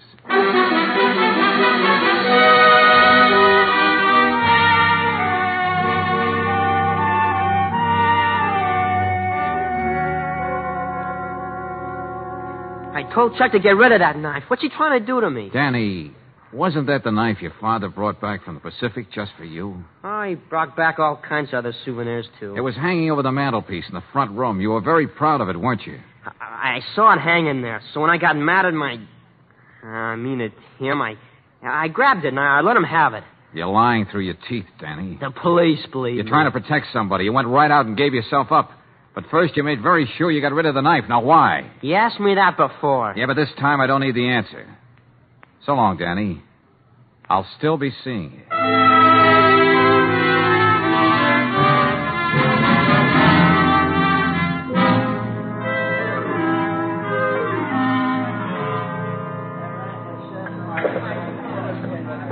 Swede, you and Sudan had me followed last night because you were afraid I might find out you were making book on the races in back of this joint. What are you talking about? I told you, Valentine, I run a peaceable pool parlor. Or on the other hand, I don't think you would have gone to all that trouble just for that. Maybe it was because the police didn't find just a railroad ticket, the key to his place, and things like that on Corey. They also found quite a wad of dough. The police never overlook anything, do they? Was he trying to get out of town with your cash, boys? Listen, Valentine, I never like to get one more tough, thing. but... Stop shoving me with that oversized bay window of yours. Speak your piece and get out. Okay. I found a murder weapon. The knife. Now, that ought to tell us who the murderer is. Don't say. Excuse me. I gotta get back to my pool game. You, my friend, you're getting out of here. Go on, you heard me? Go on out. Not before I give way to an impulse I've had since I first saw that big beer belly of yours.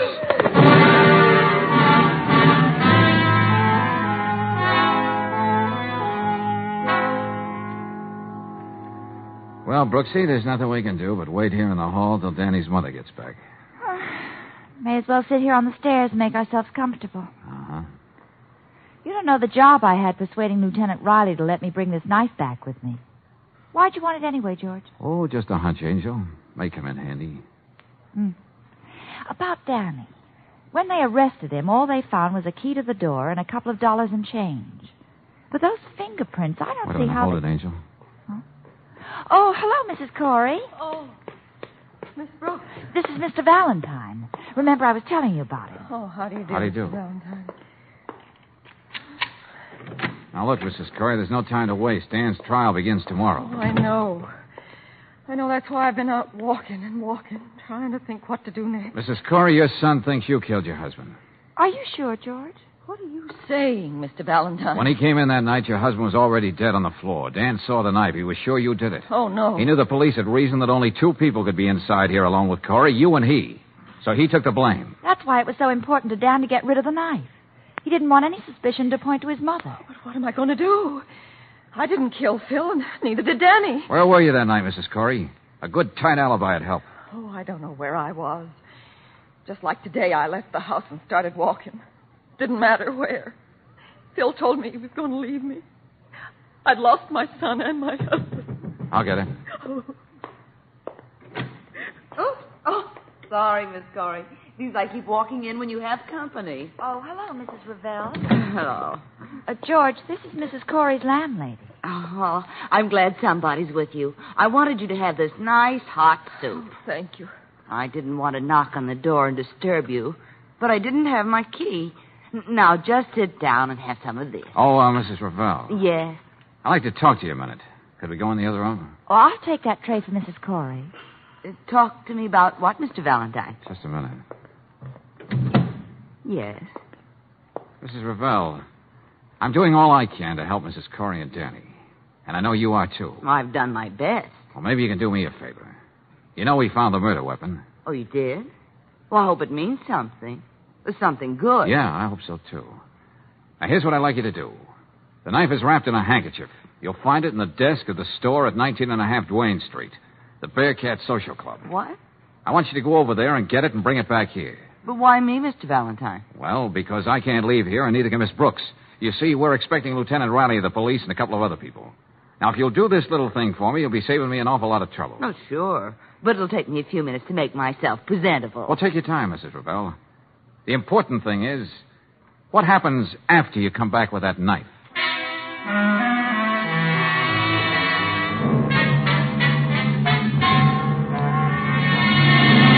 Brooksy, you know what to do. Now get on it. I got to use that hall phone here. I suppose it would be impolite if I asked what was going on. No time, Angel. I have to call Lieutenant Riley. Ask him to have a squad car pick up Sedan and the Swede and bring him over here. Oh, that's all very enlightening. Now get going. Mrs. Ravel is not going to take forever to make herself presentable. Now, if I can only get Barney on the phone.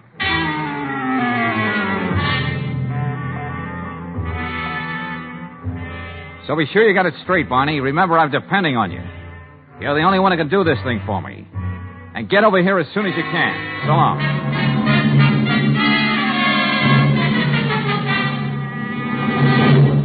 All right, Swede, Sudan, you may as well sit down. Why'd the cops pick us up and bring us here? Oh, we'll get to that. Oh, Mrs. Corey, you didn't have any of that soup. She'll have it some other time, Mrs. Ravel. Valentine, nobody's got anything against us. You can't hold us here. Uh-huh. Gentlemen, I told you about the murder weapon. Well, here it is.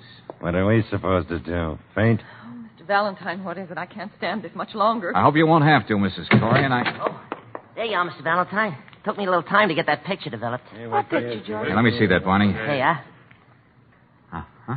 It's the first time I took a picture from inside a closet. Turned out good, huh? Yeah, very good, very good. Picture of you, Mrs. Ravel. taking the knife out of the desk. What? Well, you told me to do that. You sent me there. I didn't tell you to wipe off the fingerprints as you're doing here in this picture. And that's what she is doing, George. You were afraid your fingerprints would be found on the knife, weren't you, Mrs. Ravel? I never saw that knife before. Sorry, but that won't explain away what you were doing in this picture. Besides, the fingerprints were already taken off the handle down at headquarters. Mrs. Ravel, I can't believe that you'd... Don't be a fool. Imagine me calling you a fool. There wasn't a good-looking woman in the whole neighborhood Phil didn't try to make time with. I thought he was going to leave you for me. Then when he told me he was going away, alone, I killed him. And if you didn't, sister, we might have. Corey was taking it on the lam with our dough. But, George, Lieutenant Roddy found only one set of fingerprints. Just Danny's, I know, yeah. He wiped off what he thought were his mother's fingerprints. Then my fingerprints weren't... No. You were quite safe, Mrs. Ravel. Although I suspected you, I had to have proof. And you supplied it.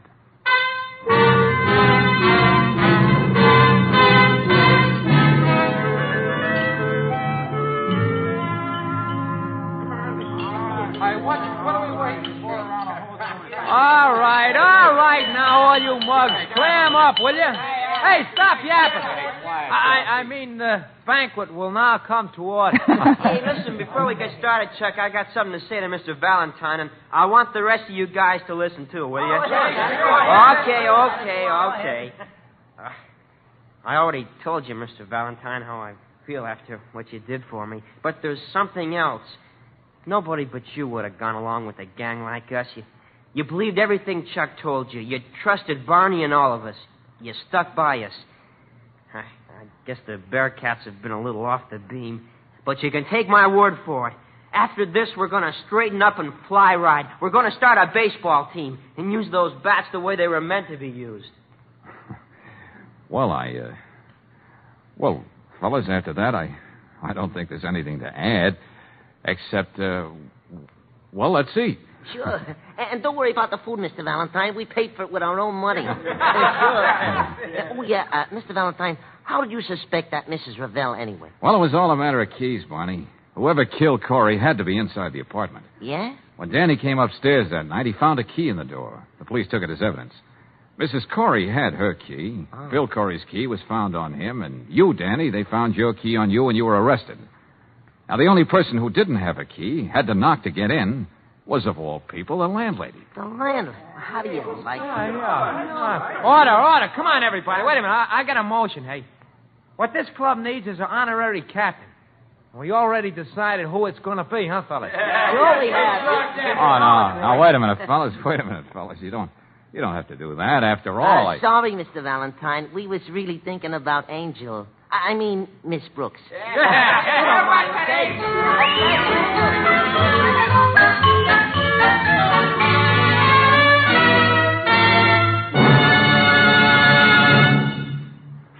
What really makes your car go? The big three factors, of course, are ignition, air, and fuel. And that last one, fuel, is mighty important. Most any gasoline mixed with air and then ignited will furnish enough power to make your car go. But to get the most out of your car, try Chevron Supreme gasoline, the premium fuel that's tailored to each different climate and altitude zone. Chevron Supreme has special blending agents that make your car start with a snap. These blending agents also give your car speedy pickup in stop-and-go traffic and smooth, steady power on the open highway. Next time you start out, get peak performance from your car by using Chevron Supreme gasoline. It's available at every standard station and independent Chevron gas station where they say and mean, we'll take better care of your car.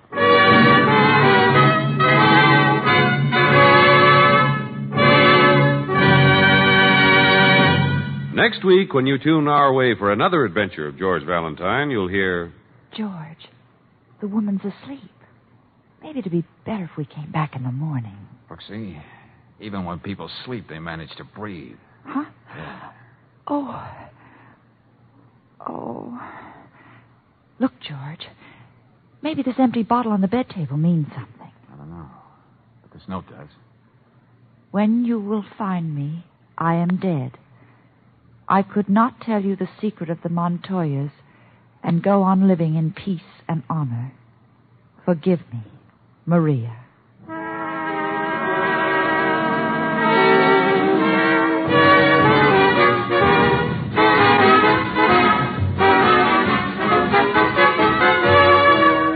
Tonight's adventure of George Valentine has been brought to you by Standard of California on behalf of independent Chevron gas stations and Standard stations throughout the West. Let George Do It stars Robert Bailey as George with Frances Robinson as Claire. Tonight's story was written by David Victor and Herbert Little Jr. and directed by Don Clark.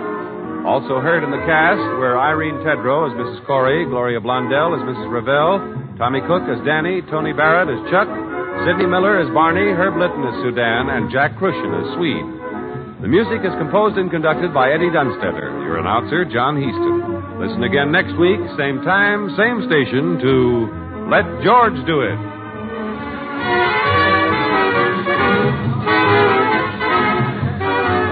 This is the Mutual Don Lee Broadcasting System. Welcome back. Apparently I forgot to tell you this week is Wrongfully Accused Youth Week. Kind of interesting going with Monday's episode of Box 13. As always, a nice mix of drama and the detective story element. I did guess the murderer kind of early. I had a sense it was her from the first time she came on. But that might be because of listening to the 40 episodes of Let George Do It that I bought from Radio Archives.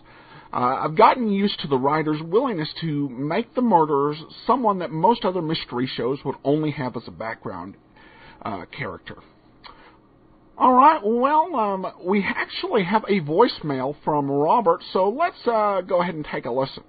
Hey, Robert Pesci calling from Los Angeles, California.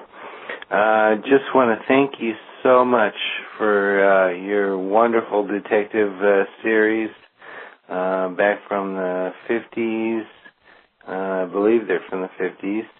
And really, I'm just enjoying them so much. I search the web constantly, looking for these old-time radio programs, love mysteries, sci-fi, detectives.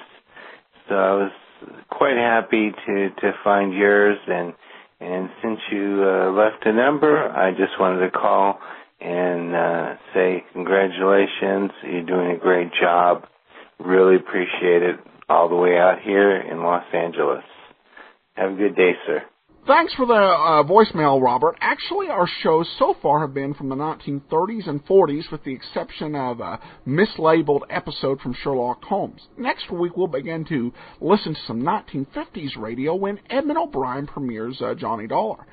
I found it interesting that you mentioned science fiction on old-time radio. That tends to be the genre that's hardest to find, particularly adult science fiction. NBC had a couple of series such as X-1 and Dimension X that hit right as the golden age was ending. So it's tough to find, but there's some good stuff out there. And I've also found a few episodes of Escape and Suspense that'll work. All right, a comment from Podcast Alley.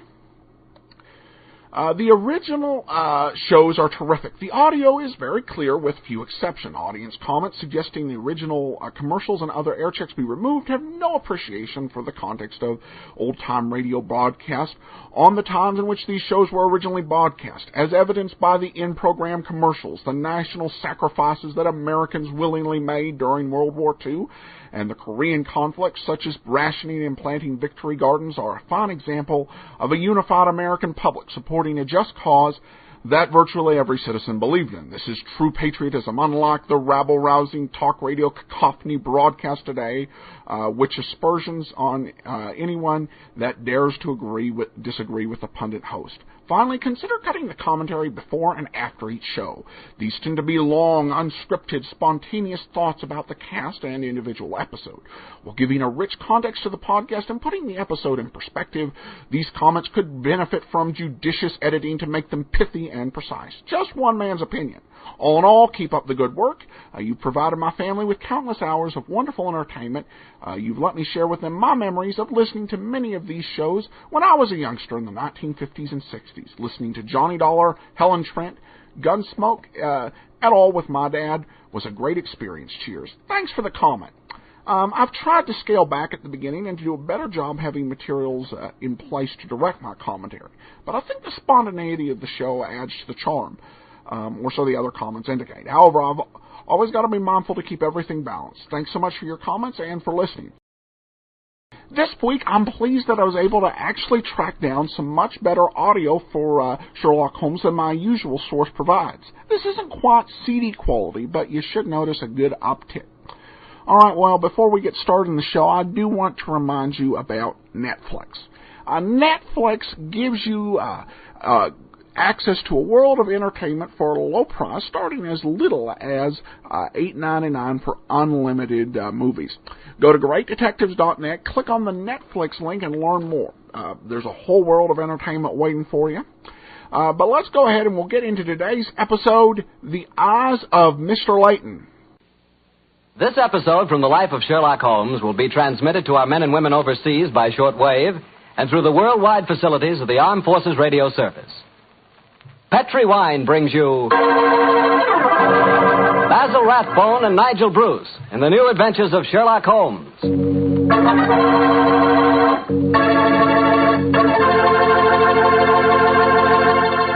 The Petri family, the family that took time to bring you good wine, invites you to listen to Dr. Watson tell us another exciting story about his good friend, that master detective, Sherlock Holmes. And I'd like to tell you something that maybe you already know. The fact that America's favorite wine is port wine. Did you know that? If you didn't, you'll know why port is the way out front favorite if you'll just sample some Petri California port. You just look at that Petri port and you know it's good. That wonderful, deep, rich red color. And Petri port is so clear. Just hold it to the light and you can sort of see right through the glass. But what you want to know really about a wine is how does it taste? And I'll tell you something. I've never yet been able to find the adjective that'll do Petri port justice. It's wonderful, honest. You've just got to taste it for yourself and find out for yourself. You'll love that Petri port in the evening after dinner when you're sitting around listening to the radio. And it's perfect to serve your friends when they come over. You can show them that Petri label, too. In fact, you can show it proudly. Because the name Petri is the proudest name in the history of American wines.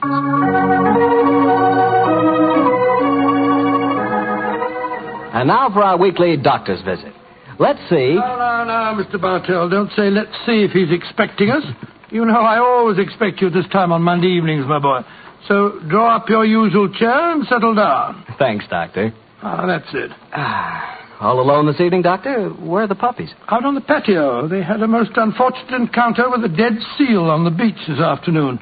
In consequence, they're a little malodorous, shall we say. In that case, Doctor, perhaps we'd better change the subject. So, suppose I ask you about tonight's new Sherlock Holmes adventure. Well, my boy, as I told you last week, the story took place in the foul alleyways of Limehouse. It was there on a foggy December evening in 1890 that my story began. An old friend and patient of mine, Isa Whitney, had disappeared, and his distraught wife had come to me for help. Knowing the man to be the victim of the shocking habit of taking opium, I suspected that I might find him in one of the vile dens inhabited by the dregs of the waterfront. And so, Mr. Bartell, about 5 o'clock on that December evening, I began my search. After an hour of fruitless wanderings, I found myself in a vile alley called Upper Swandam Lane. I could hear the distant moans of the riverboats as I walked, eyes alert, and hand on the revolver in my coat pocket.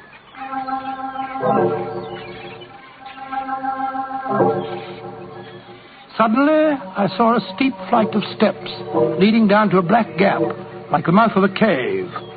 I walked down them.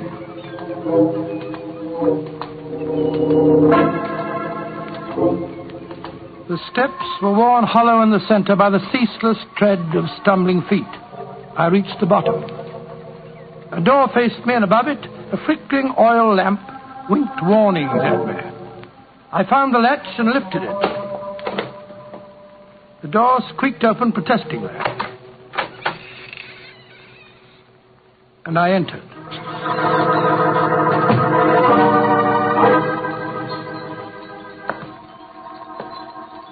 There was a tinkle of Chinese wind bells as I walked towards a long, low room. A strange sight met my eyes. Through the gloom, thick and heavy with the brown opium smoke, I saw that the room was terraced with wooden berths, like the forecastle of an emigrant ship. Out of the shadows, there glimmered little red circles of light, now bright, now faint, as the burning poison waxed or waned in the metal pipes. Bodies lay in strange, fantastic poses.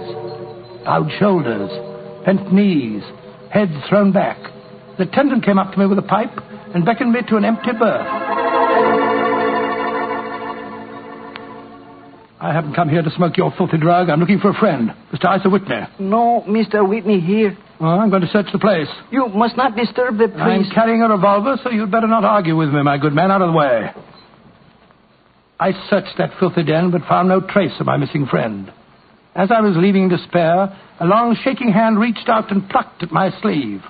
I turned, and there, sprawled in a berth, was the wreckage of a man. His gaunt face yellow and twitching, his clothes filthy and ragged, and the pupil of his eyes like pinpoints. He spoke to me in a thin, quavering voice. For heaven's sake, get me out of here. Now, look here, my man. Don't say you won't help me, Governor. Ain't you got an heart? Please help me, Governor. Take me out of here. Strike me pink, I'm going to bomb you, I tell you. Oh, what must you expect if you indulge in this filthy habit? Take me out of here, Governor. I'll go straight this time. Cross me out, I will. Oh, very well. Come along with me. I suppose it's my duty to help you. Ah, bless you, Governor. Here you are. Here, now, give me your arm. You cannot take him away. He owe me money. That's a bleeding lie. I paid him when I come in, I did. He cannot go with you, Mr. You remember what I said about my revolver, you blackguard? If I have any more trouble with you, I'll fetch the police. Come along. He owe me money. He owe me money. Infernal scoundrel, owe me money. Tell him all proper, Governor. And I hope you didn't.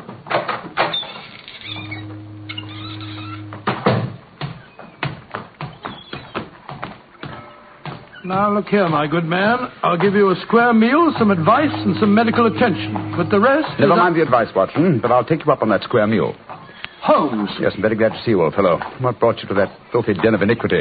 Oh, gracious me, I want to find a friend. And I, an enemy.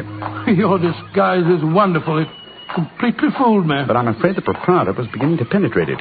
That's why I staged the little rescue scene. Had I been recognized, my life wouldn't have been worth an hour's purchase. Well, how long had you been there? Why were you there? Come on, Holmes. Tell me all about it. With pleasure, old chap. But first, let's find a chop house. I want that square meal you promised me.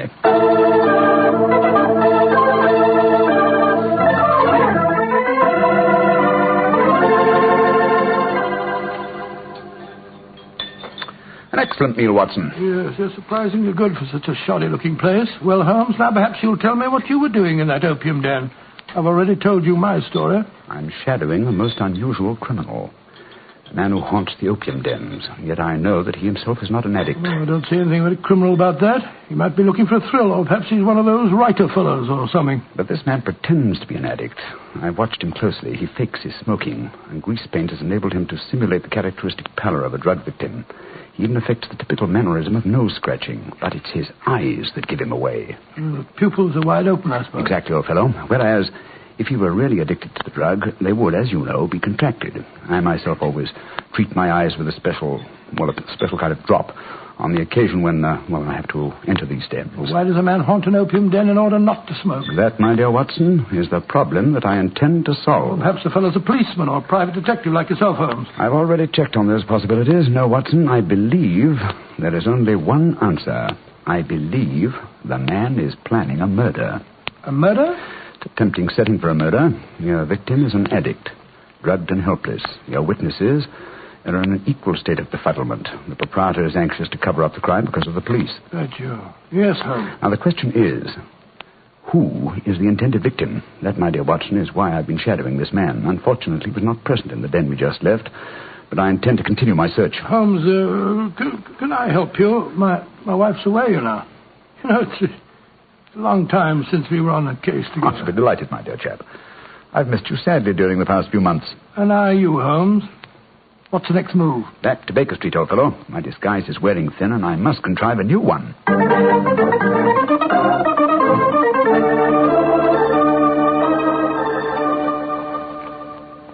New disguise, eh? Well, which one shall it be, Watson? Well, how about the old flour cellar? I love that one. Well, Pretty fresh bonnets? Oh, no, my dear fellow, no. Hardly appropriate for an opium den. In any case, the clothes are so wretchedly uncomfortable. Well, how about the music hall singer? Oh, that chap, yes. Oh, I don't want to be beside the seaside. Oh, I don't want to be beside the sea. I don't want to stroll along the prom, where the brass band plays tiddly-um. Oh, confound it. Who can that be? You weren't expecting anyone, were you? No. So this is just like the old days. The doorbell ringing, Mrs. Hudson toddling off and bringing up some poor devil in trouble and... You say that rather wistfully, old fellow. Don't tell me that you repent of marriage. No, of course not, Holmes. Mary's a perfect darling, and I couldn't be happier. Just the same. It is rather fun to be back here again. Come in. Yes, Mrs. Hudson? It's a gentleman, sir. He gave me this card. Says he's very anxious to see you. Wayne J. Leyton, President, Leyton Corporation, Chicago, United States. Ask him to come up, will you, Mrs. Hudson? Aye, sir. Well, it's quite the cold times to see you back here, Dr. Watson. That's just what I was saying myself, Mrs. Hudson. Mr. Leyton has scribbled a message on the back of his card. If £1,000 for a week's work interests you, you'll see me. £1,000? Big fish, Watson. Very big fish. This way, sir. Thank you. Oh. How do you do, Mr. Leyton? I guess you're Sherlock Holmes. You guessed correctly, sir. Excuse me. Oh, Mrs. Hudson, just a moment, Mrs. Hudson. Aye, Mr. Holmes. Sit down, won't you, Leyton? My name's Watson, Dr. Watson. I'm Sherlock Holmes' colleague. Yes, I've heard about you, too. Like a cigar, Doctor? It's a good one. Set me back 3 shillings. Oh, 3 shillings? Oh, thank you. That's very nice, sir. Just put one. I introduced yourself. Splendid. And now, Mr. Leyton, may I ask what brings you here? I'll talk fast and to the point. I'm a businessman. I like to do things in a business way. I have a chance to control the guano deposits of the Republic of San Pedro. Their minister will be in London tomorrow, and if it weren't for one thing, I know that I could swing the deal and get the concession. And what is that one thing, Mr. Leyton? The deal is secrecy. I thought no one knew about it, but when I got here, I found out that my biggest business rival has gotten wind of what's going on. He's an Englishman. I've never met him, but he's right here in London. Now, I'm not going to tell you his name, not until you give me your word that you'll work for me. Just what you wish me to do, Mr. Leyton. Get this rival of mine and keep him out of circulation for a week. I don't care how you do it, and I won't ask. In a week's time, I'll give you the other half of this £500 I brought with me. Oh, good Scott. What kind of Watson, detective give Mr. Leyton his hat and gloves. That's it. Thanks, old fellow. Goodbye, sir. What are you doing, throwing me out? I can't think where you gathered the impression that I indulged in kidnapping. Once again, goodbye, sir. And here, sir, you can take back your cigar. Well, if you don't want some easy money, I'll soon find someone else that does. This is the last you'll see of me, Mr. Holmes. Life is full of little consolations. Some people seem to think that money can... Watson, the game's afoot. Mr. Leyton is the man I've been seeking. The man who pretends to be an opium smoker. Why in blazes did you let him get away? Here, I'll go after him. No. Don't worry. I've already arranged for that. Oh, how? When I left the room just now to talk to Mrs. Hudson, I was intending to tell her to summon some of my band of street urchins. You know, the Baker Street irregulars. When she informed me that half a dozen of them were in the kitchen at this very moment, partaking of one of her incomparable steak and kidney pies. The rest should be obvious. You left instructions for one of them to shadow Mr. Leyton when he left here. Elementary, my dear Watson. Oh, don't tell me that Leyton back again. No, I think not. I should say that at the moment he's just about to walk out of the front door. No, I think we shall have another visitor. And judging by the commotion, the incoming and the outgoing visitors know each other and are not on the best of terms. Well, it sounds to me as if we're having a fight. Here comes Mrs. Hudson to tell us about it. Come in. Oh, Mr. Holmes, you've got another visitor. So I gathered. Mrs. Hudson, you gave my instructions to one of the boys? I did that, sir. Young Wiggins was going to follow the gentleman. Mrs. Hudson, what was all that commotion about downstairs just now? Oh, it was the 2 gentlemen shouting at each other. Him that was leaving and the one that was waiting on the doorstep. And who is our new visitor, Mrs. Hudson? Here's his card, sir. Oh, thank you. Linton Chumley, 9 Belgrave Square. Well, ask him to come up, will you, Mrs. Hudson? Very well, Mr. Holmes. Oh, one thing more. Yes, sir. Please instruct another of the Baker Street irregulars to follow this Linton Chumley when he leaves here and report to me. All right, sir. You're taking no chances, Holmes, eh? You're having this fellow shadowed, too. Leyton is a potential murderer. Of that I'm convinced. This Mr. Chumley might possibly be his intended victim. While we're talking to him, Watson, old fellow, I want you to be sure to look at the condition of his eyes. I certainly will. Come in. Oh, good evening, Mr. Chumley. Are you Mr. Sherlock Holmes? I am. This is my colleague, Dr. Watson. How do you do, sir? That was Wayne Leyton that was just left here, wasn't it? Won't you sit down, sir? Thank you. I don't want to sit down.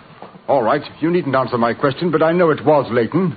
I've never met him, but I've seen his picture in the newspapers. Oh, very well, then, sir. It was Wayne Leyton. I know why he came to you. He's trying to have me put out of the way while he closes that deal on the San Pedro and Guana concession. Now, look here, Holmes. You've got to be on my side. Whatever fee he offered you to dispose of me, I'll double it if you'll take care of him for a few days. Oh, dear me, this is becoming monotonous. Watson? The hat and gloves? Thank you, old chap. That's right. Good night, Mr. Chumley. Look here, Holmes. I'll treble his fee. I'll quadruple it. My dear Mr. Chumley, I have accepted no fee from Mr. Leyton. I don't propose to accept one from you.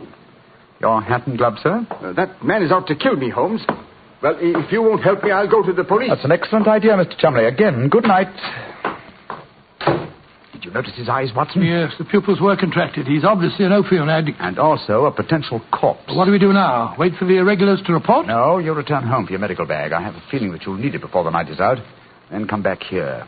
If I've gone before you return, I'll send one of the irregulars to bring you to wherever I may be. Wait until you receive a message from me. On your way, old chap. There's work ahead of us.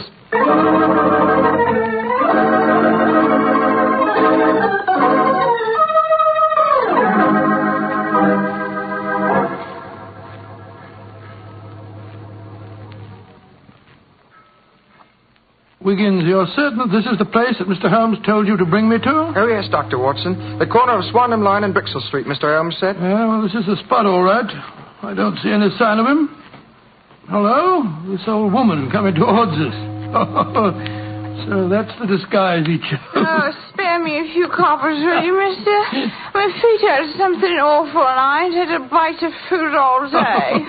No, you don't, Holmes. You can't fool me this time. As a matter of fact, your makeup isn't very convincing. You hardly look like a woman, and nobody's nose could be quite as red as that. Don't look like a woman, don't I? My nose is too red, is it? I'll take that.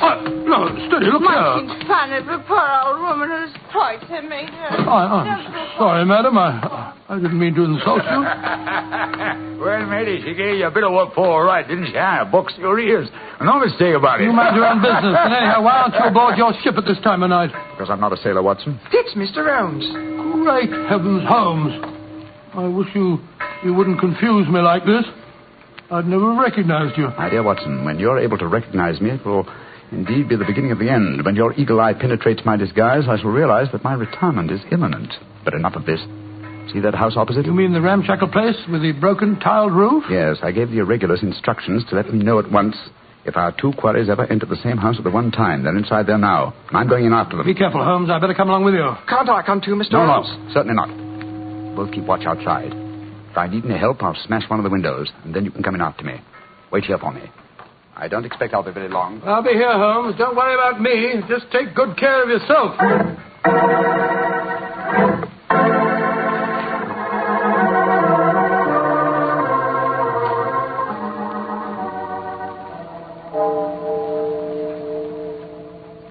It's 1 o'clock, Doctor. Yes, I know, Wiggins. He's been in there half an hour. I'm beginning to get worried. Start going off, No, Wiggins. You know Mr. Holmes. When he gives orders, he likes them. There's a signal for help. Keep watching the house, Wiggins. I'll be out in 5 minutes. Go for the police. Right, you are, sir. All right, Holmes, all right. I'm coming.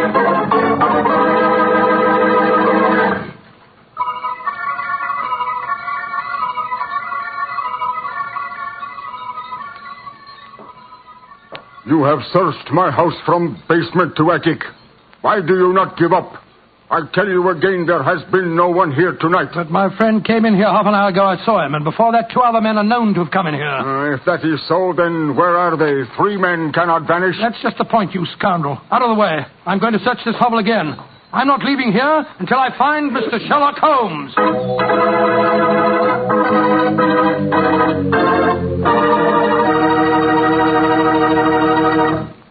You'll hear the rest of Dr. Watson's story in just a second. And if you don't mind, I'll take that second to say just one word to the ladies. And that word is muscatel. Petri California muscatel. I want you women to know about it because Petri muscatel is one wine that practically every woman likes. Maybe because it's such a beautiful color, like pale gold. But I guess really because Petri Muscatel brings you the wonderful flavor of luscious, sun-ripened Muscat grapes. And that's a flavor. Try Petri Muscatel after dinner, or any time as a change from Petri Port. Remember, if it's a Petri wine, you know it's a good wine.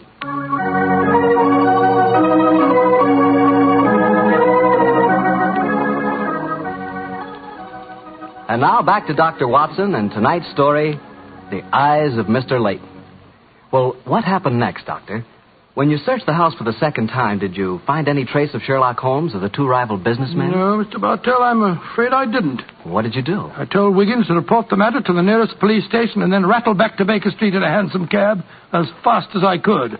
When I arrived at the old familiar doorstep, I wrenched at the bell in a frenzy of anxiety. Finally, the door opened, and there stood Mrs. Hudson. Dr. Watson, what is it, sir? Why, you're as white as a ghost. Mr. Holmes, is he here? Aye, sir, came in half an hour ago.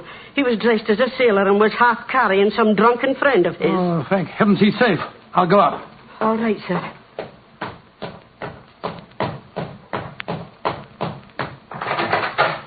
Now, Watson, old chap. There you are. Holmes, I can't tell you how glad I am to see you. Who's that lying on the sofa? Well, up with your bag, Watson. Though I'm afraid the poor devil's done for. Great Scott, it's Wayne Leyton, the American fella. With a knife wound between his ribs. See what you can do for him, will you? Right. This is extraordinary, Holmes. You said that Leyton was a potential murderer, and now he's a victim himself. The biter bit, eh, old chap? Yes, he's still breathing, but he hasn't a chance. I'll try him with an injection of strychnine. Holmes, how did you get his body out of the house? I searched the place from top to bottom. I found no trace of any of you. When I went in, I found the stabbing had already taken place. The proprietor then bribed me, or rather the broken-down sailor he took me for, to smuggle the body out through the secret stairway leading to the wards of the back of the house. Oh, there's no trace of Chumley there? No, he must have left before me by the same exit. Oh, then you smashed the window and bolted? Yes, I knew that I could count on you to hold the fort while I was getting the body away. Try to say something, Watson. Yes, the injection's beginning to take effect. Yes, Mr. Leyton? What are you trying to say? Tell us, who stabbed you, sir? Lips are moving.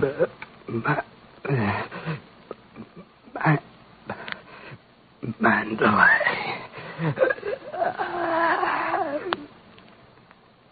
He's dead, Holmes. Yes, but he gave us the clue to the murderer's identity. How? The word he mumbled just before he died. Sounded to me as if he said Mandalay. Precisely, old fellow. Never did a corpse give us a clearer instruction as to our next and final move. And that is? Back to Limehouse, Watson. Back to Limehouse.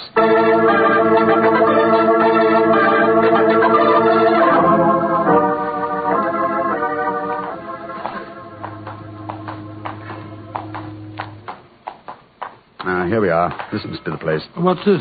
Another opium den? Yes, I knew that since Chumley refrained from smoking earlier on in the night, in order to keep his faculties alert for murder, that an enormous reaction would set in. He'd have to find a den at once, and beyond question a different one from that in which the murder was committed. But how do you know that he's inside here? Well, just before you returned to Baker Street tonight, I had a message from one of my irregulars. He tracked him here after he escaped from the scene of the stabbing. That was a couple of hours ago. He might have slipped away again. No, Watson, tonight he came to drown his senses with a wretched drug. He'll be here. Come on.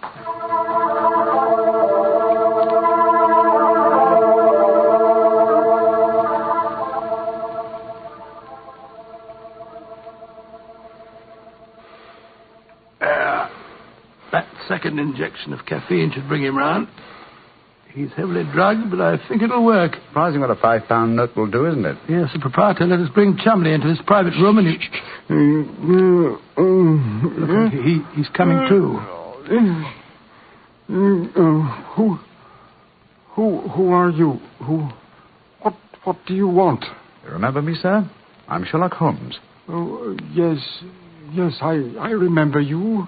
You're in serious trouble, Mr. Chumley. Very serious trouble. Trouble? What trouble? Wayne Leyton didn't die. Oh. He's badly wounded, but he's going to live.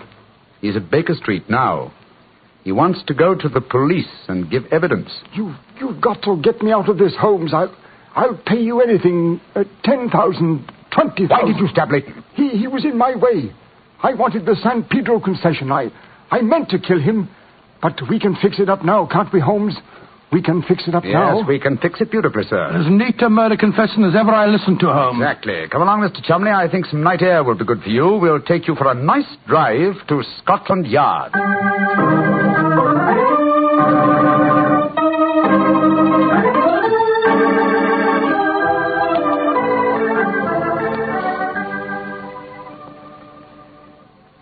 I brought you some kippers, gentlemen. You've both been up all night, and I'm sure you can do it. It's very thoughtful of you, Mrs. Hudson. Yes, indeed it is. What is Mrs. Watson going to say when she finds you've been out all night? Oh, don't you worry about that, Mrs. Hudson. She's very understanding. It's lucky for you that she is. Well, I'll go and leave you to your breakfast. Holmes. Yes, dear fellow? There's only one thing that puzzles me about this case. Oh, what's that? When Leyton was dying, he muttered the word Mandalay. How did that give you the key to the murderer's identity? Oh, the dead American had never met Mr. Chumley, you remember, except when they bumped into each other in our hallway. Yes, he told us that he recognized him from the newspaper photograph. Being an American, he had no reason to know that the name Chumley is in no way pronounced the way it is spelt. Oh, Joe, I never thought of that. Chumley. That name's spelt C-H-O-L, Chow, M-O-N, Mon, D-E-D, L-E-Y. Chol Mondele. Mondele. Precisely, old fellow. What you thought to be Mandalay was really Chol Mondele, the name of the murderer. What an amazing case. You did a remarkable job, Holmes. I'm beginning to be confoundedly sleepy. Why not sleep, old chap? Your old room's all ready for you. Are you going to take a nap? Oh, dear me, no. I have much too busy a day ahead of me. Let me look at my engagement book. Baxter Square murder. I put the police on the track. The Duchess of Ferrers. I've got her material. The princess who was about to run away from home. Good gracious me, let her run. The Pope's cameos. Ah, yes. His Holiness must not be kept waiting. Can I help you again, Holmes? Mary doesn't return until tomorrow. Well, I thought you were sleepy, old fellow. Sleepy rubbish. I never felt more wide awake in my life.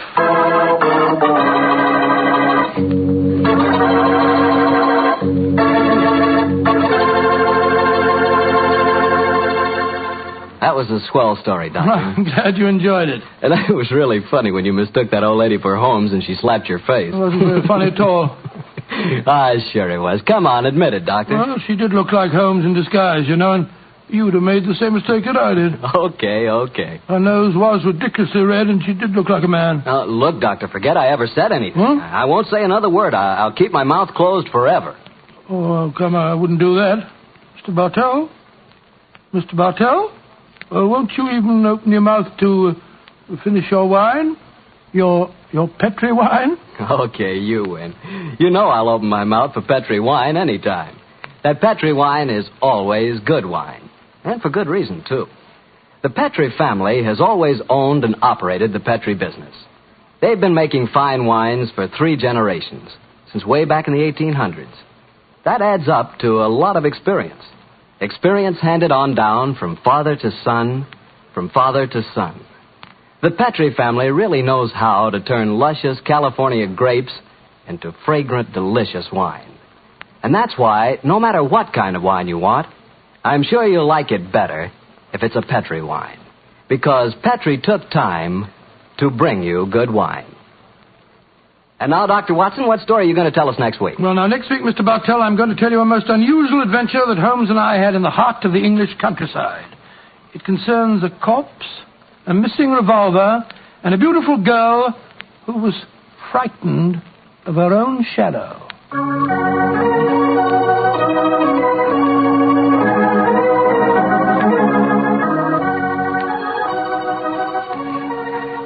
Tonight's Sherlock Holmes adventure is written by Dennis Green and Anthony Boucher and is based on an incident in the Sir Arthur Conan Doyle story, The Man with the Twisted Lip. Mr. Rathbone appears through the courtesy of Metro-Goldwyn-Mayer, and Mr. Bruce through the courtesy of Universal Pictures, where they are now starring in the Sherlock Holmes series. The Petri Wine Company of San Francisco, California, invites you to tune in again next week, same time, same station. Oh, the Petri family took the time to bring you such good wine. So when you eat and when you cook, remember Petri wine. To make good food taste better, remember... Petri.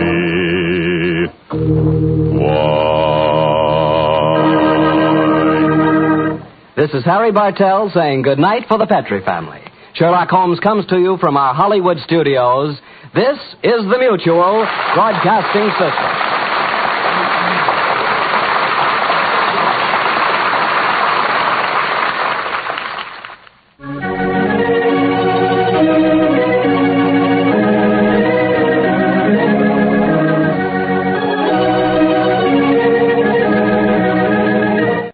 Welcome back. I know some folks who have heard about Holmes's drug use might think this story's a little odd, but it's really not.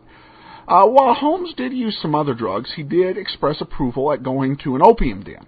So this is very consistent. I have to say that towards the beginning, Watson was getting quite tough with his search for his friend. I think the radio shows do allow Bruce to provide a more balanced portrayal of Watson than the movies did. All right, well, Michael Galea, a listener of the show and one of our premium subscribers, had a couple movie suggestions for me.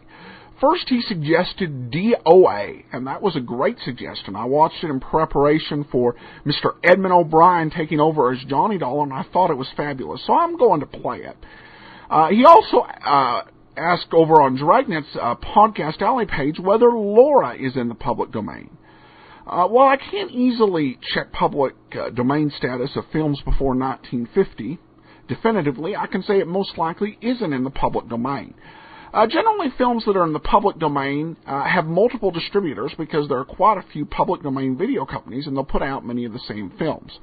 Searching Amazon, I found 7 different DOA movies from different companies, only 2 copies of Laura, both the same company. However, that doesn't mean we're not going to get to enjoy Laura. We just won't be able to enjoy the movie version. Back in the days of old-time radio, there were programs, and we've listened to a couple of episodes that recreated movies. Laura was twice adapted for radio by the Lux Radio Theater, twice by the Springdale Theater, and once by the Ford Theater, and once by Theater Guild on the Air. So, really, I'll just have to pick the version I prefer. I lean towards the first Lux edition featuring the original stars, because it had the original stars, and the show went an hour, but I'll do some comparisons. By the way, I do have a radio version of DOA that I'll probably play a few months after we've watched the movie, so we can be able to compare them and maybe recapture what it was like to hear a movie you'd seen in the theaters on the radio. Well, we're headed for the last roundup with Charles Russell as Johnny Dollar. Of course, Johnny Dollar is far from over. Another 6 men would step up to the plate to play the role. Russell is a bit of an enigma to me. He made his last radio appearance that we have on record in January of 1950. He got divorced in 1950, and there's no other record of him till he died in 1985. So he's 32 years old, apparently entertainment career over, and then just nothing further until he dies. I'm curious what happened the rest of his life. It's the type of thing I would investigate and write an article or book about if I had the time to head on out to Beverly Hills to look into it. I think it's possible he may have stayed in entertainment in some form as a writer, performer, but done so under a different name. That could have been suggested, or he could have just gotten in by him being in Beverly Hills rather than back in New York where he came from. But it's a mystery to me. If anybody has any additional light to shed on the life and times of Mr. Charles Russell, email me, box13@greatdetectives.net. We may see Mr. Russell again. I did find, even though the main movie I'm aware of him starring in, Inner Sanctum, really wouldn't fit with our podcast, there was another movie he appeared in from 1946 that might work for us, and I will watch that and let you know. It's got some really good reviews on IMDb. It's public domain, and it sounds like the type of thing I might enjoy and you might enjoy as well. All right, so let's go ahead. We're going to get into today's episode in just a second. Before we do get started, I want to remind you, a lot of people are going to be making travel plans for the new year. You're going to be heading out on vacation, going to weddings, heading out to theme parks, going out to Beverly Hills to research the life and times of an old-time radio star. Well, whatever you do, remember to make sure that you get a great deal on your travel arrangements. Remember, JohnnyDollarAir.com. That's JohnnyDollarAir.com, which is Priceline, where you get the ability to name your price on hotels, airline tickets, even more, as well as being able to choose from some great published specials. So go to JohnnyDollarAir.com. Now, without any further ado, we're going to get into... It's time for the Haiti Adventure Matter. Let's go ahead, we'll listen, then we'll come back. The encyclopedia says that the island of Haiti can be called San Domingo, Santo Domingo, or Hispaniola. Well, after my visit there, I could suggest a few more things they can call it, but they probably wouldn't get past the censors.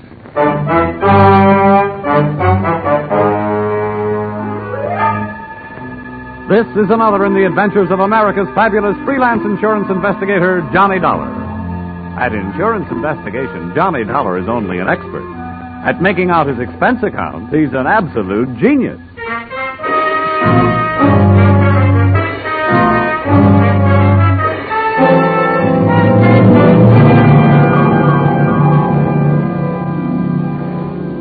Expense account submitted by Special Investigator Johnny Dollar. To Home Office, American Federated Life Insurance Company, Hartford, Connecticut. Attention, Harvard Huntington, General Manager. The following is an accounting of my expenditures during my assignment in Port-au-Prince, Haiti. Or, the nights may be black down there, but the magic is blacker. Expense account, item 1, $15 for a pair of tickets to see the show Detective Story at the Hudson Theater, New York, which I never got a chance to use since I was sitting in the living room of your Hartford home promptly at curtain time. I want to thank you for coming out here. Why, that's all right, sir. Sorry to break into your evening like this, but since I have, I'll get right to the point. Fine. Perhaps you've heard of the Gordon family here in Hartford. Well, what I see of the society page is while I'm flipping back to the sports section. But I've noticed the name. Diamond-studded, aren't they? Yes, immensely wealthy. Pillars of society, and surprisingly, quite a proper family. It is all but one of the sons, Ralph. A heavy drinker, complete wastrel, ne'er-do-well. A blot on the old escutcheon, eh? Yes. Continually getting into one scrape or another. Now he's done it again. I take it that you're not worried about Ralph the man, but about Ralph the policyholder. Well, to put it bluntly, yes. I don't think it's unethical for a company to protect its interests. In this case, the policy is in the amount of $150,000. Payable to his death to charity or to his wife if he's married. Yeah, it's quite a piece of paper. Yes, to be quite candid, I rue the day it was issued. But the point is this.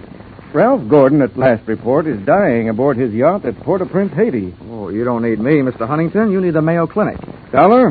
Yeah? I hesitate to even mention this in the presence of a sane man, but from everything we can learn, young Gordon is not dying from any known malady. He's dying as a result of a... Well, it's pure nonsense. He's supposed to be dying as a result of a voodoo curse. Now, anyone with any sense... Now, wait a minute. Where'd you get your information? From his older brother, Thomas. He's a doctor. He's down there in Haiti with Ralph. I want you to go down and debunk this thing, Dollar. Find out what's wrong. Why, any sane man knows there's no such... voodoo.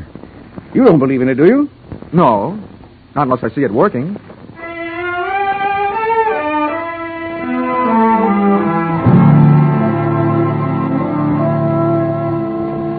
Expense account, item 2, $148.70, Hartford to Port-au-Prince, via airplane. Expense account, item 3, $32.50, tropical clothes. They didn't fit me, but they fit the weather. And item 4, $25, spent while I browsed the waterfront bars in Port-au-Prince, looking for somebody who knew where the Gordon yacht was moored. When I found him, he not only knew that, he knew everything. Ask me first. My name's Cap Regan, and I've been here since before repeal. Give up my citizenship, I did. with the help of a couple of prohibition agents. Oh, you don't say. Uh-huh. And I figure on sailing out in the final days right here. What'd you want with the Gordon craft? I want to see the owner, Ralph Gordon. How do I get to it? Oh, I reckon you pay me to row you out to her. My dinghy's down at the foot of the pier, just a short hail from where we're at. Oh, well, good. Come on, let's shove off then. Just wait till it down my ration here.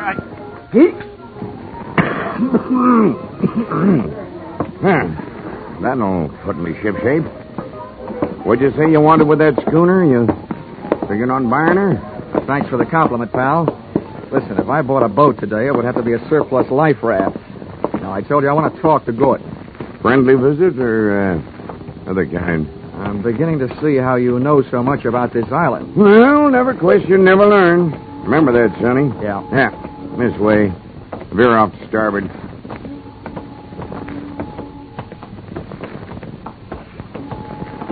No, sir. Never question, never learn. Yeah. Well, I'm an insurance investigator, and a company sent me down here to look things over, including Gordon. Something wrong? I don't know yet. What do you know about him? A jug full, Sonny, a jug full. Stood into the harbor about 2 months back. No sooner dropped his hook than his crew started taking the pierhead lead. Everybody jumped but the bosun, for reasons of his own. Why did they leave him? 'Cause he was half seas over all the time.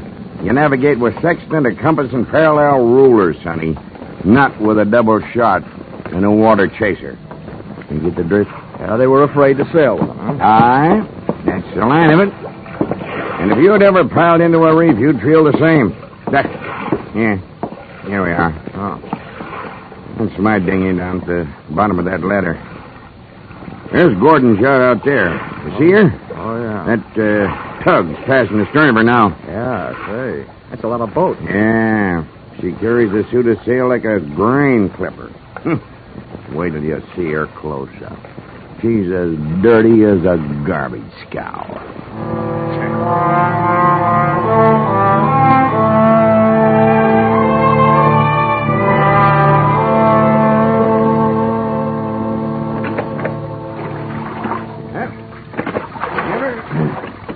Give her a hail now, Sonny. They're close enough. Hey! Anybody aboard? Hey, aboard the yacht! Anybody home? Yes? What do you want?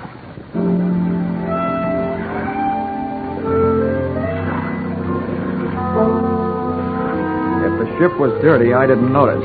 It may have had good lines, too, but it couldn't have touched what stood at the rail wearing clam diggers, an off-the-shoulder T-shirt, and a Caribbean tan. There's a rim hull for you. Yeah. That'll be his wife. His wife? Oh.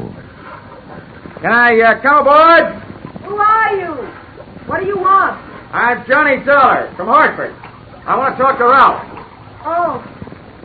Why, yes, then I guess you'll have to come aboard. Here. I'll swing the stern into the ladder. Okay. There you be. Oh. Steady now. Steady. Okay, Cap. You wait for me, huh? Yeah.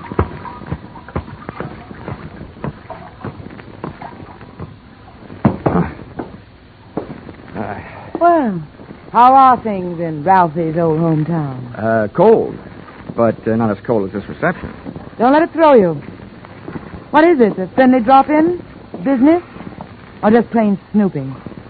It's the last I'm Edwina. The wife they haven't heard about at home. Oh, congratulations. Now I know why you like to wear your shoulders bare. It's better to keep a chip on them. If you're through being sharp, I'll let you hear what's left of my husband. Come on. Through here. Okay.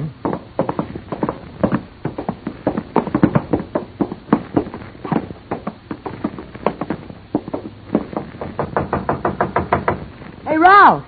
Ralph, you've got a visitor from Hartford. Get away from this cabin, you dirty little gold digger, and take your visitor with you.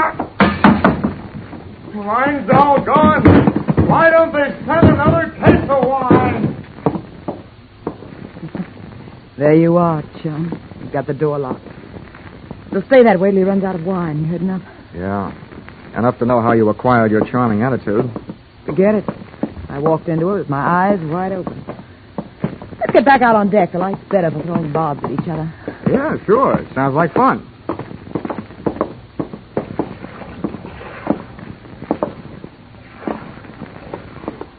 Well, do I have to help you also? Not until you help me by answering some questions. I'm an insurance investigator, and I was sent down here by the company that holds a policy on your husband's life. What should I do, Fink? The story they got was that Ralph was dying from some kind of a voodoo curse. They don't believe it, neither do I. Why not? That might be true. Huh? Some old dame, they call her Maria Lascelles. She came out to the boat. She yelled some things at him, and when Ralphie threw a bottle at her, she swore she'd put a curse on him. How'd they hear about that back in Hartford? Ralph's brother, Dr. Thomas Gordon, told them. You know him? Yeah, we hate each other. I wonder why he told them. Maybe because he thought somebody who'd be better off with Ralph dead was using Maria Lascelles' curse as a cover-up. How would you stand as his widow? Get off this boat, get off. Never mind the act. You're his beneficiary. Or didn't you know? I said get off. What's the trouble, Eddie? Oh, him. Yo, come here, will you? All right. Who's the boarding party? Just get him off him. I'll see you in my cabin. Sure, honey. Anybody get you this upset, it'll be a pleasure. Well, mate, do you walk or dive? Save your strength for the last scene, Goliath. I was just leaving.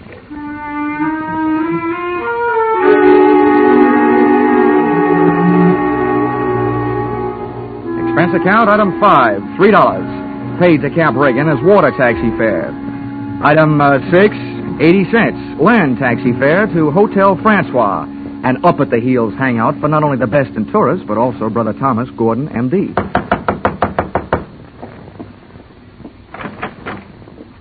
Yes? I'm Johnny Dollar, Dr. Gordon, from Hartford. Oh, yes, Dollar. I've been expecting you. They wired me you were coming down. Come in. Thank you. Oh, please make yourself comfortable. Could I offer you something?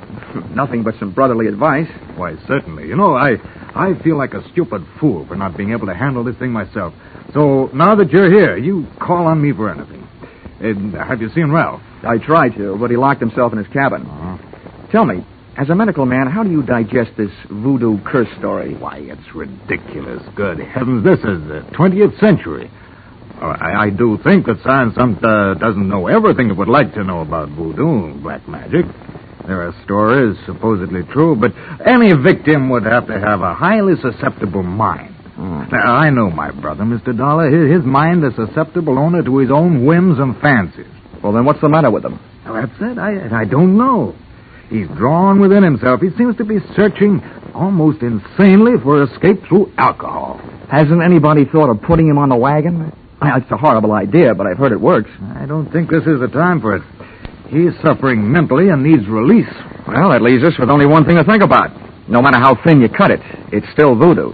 Well, I'm a man of science, Mr. Dollar. I'd make hypocrisy out of all my knowledge and training if I attacked the problem from that direction. But please, you let me know what you learn.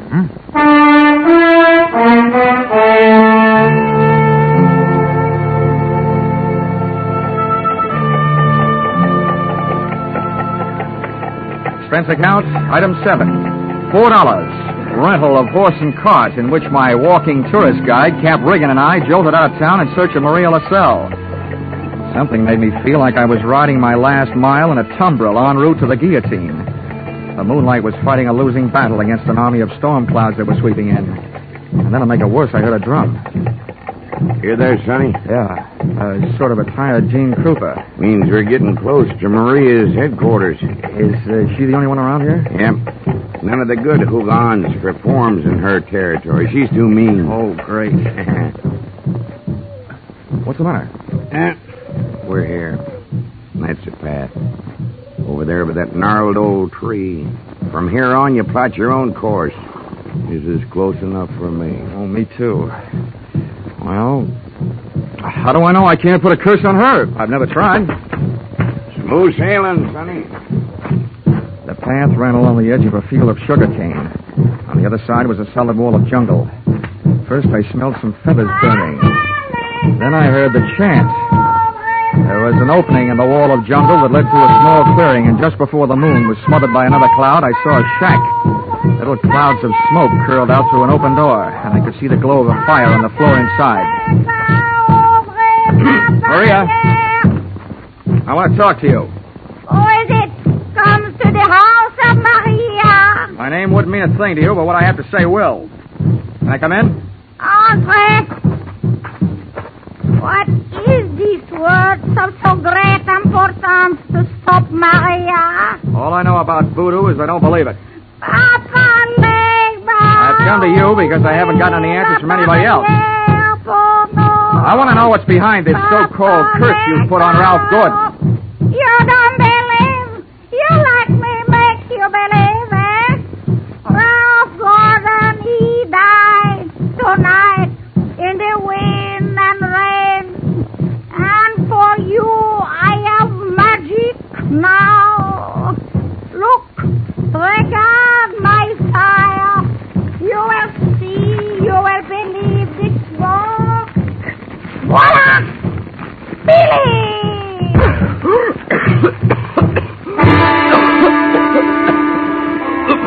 I couldn't see what she'd thrown to the fire. She'd reached behind her for it. But when the smoke from it whirled around me, it seemed to grab my throat and squeeze. I stumbled back to the door. I hadn't believed in voodoo when I'd come in, but going out I wasn't so sure.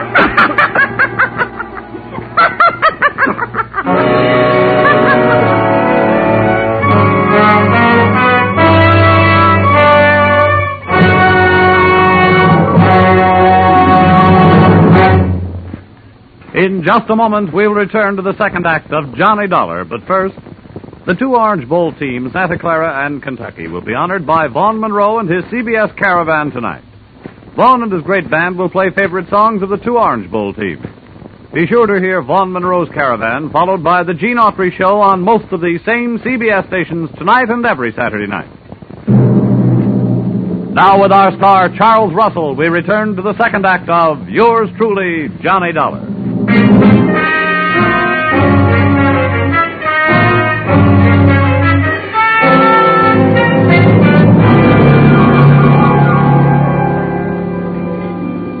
My throat burned. My eyes were looking at each other. My lungs felt like a pair of deflated footballs. And the blood in my head was pounding a better and louder rhythm than that drum. I staggered around the heavy jungle there, and when I could breathe again, I gulped in enough to lift the Graf Zeppelin. By that time, I was cool enough to get hot, in anger.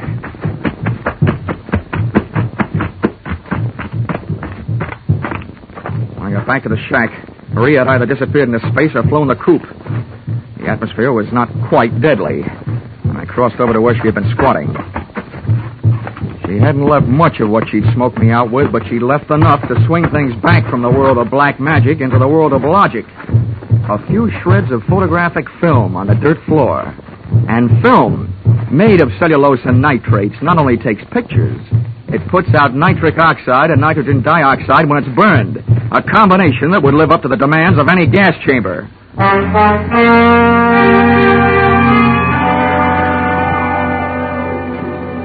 The captain rowed me out to the Gordon yacht. This time I boarded without a hail. Ralph was still in a bad mood as I started to pass his cabin. Wine? Why don't they send the wine? Empty! Empty! His antics inside the cabin sounded interesting, but not half as interesting as the conversation coming from Edwina's cabin. Dear Edwina, the little wife they didn't know about at home. I can't take much more. I'm telling you, we can't go on with this. Well, this tops it. You having a change of heart. Well, that's what happened. Not so sure that makes any difference. Maybe you're in too deep to back out. How would you like it if I spilled the whole thing? Well, what difference does it make? You're better than landing in a Haitian prison with your motives showing. Think it over, Angel. I'll be in my sack when you make up your mind. How wrong can you be? See you later, hon.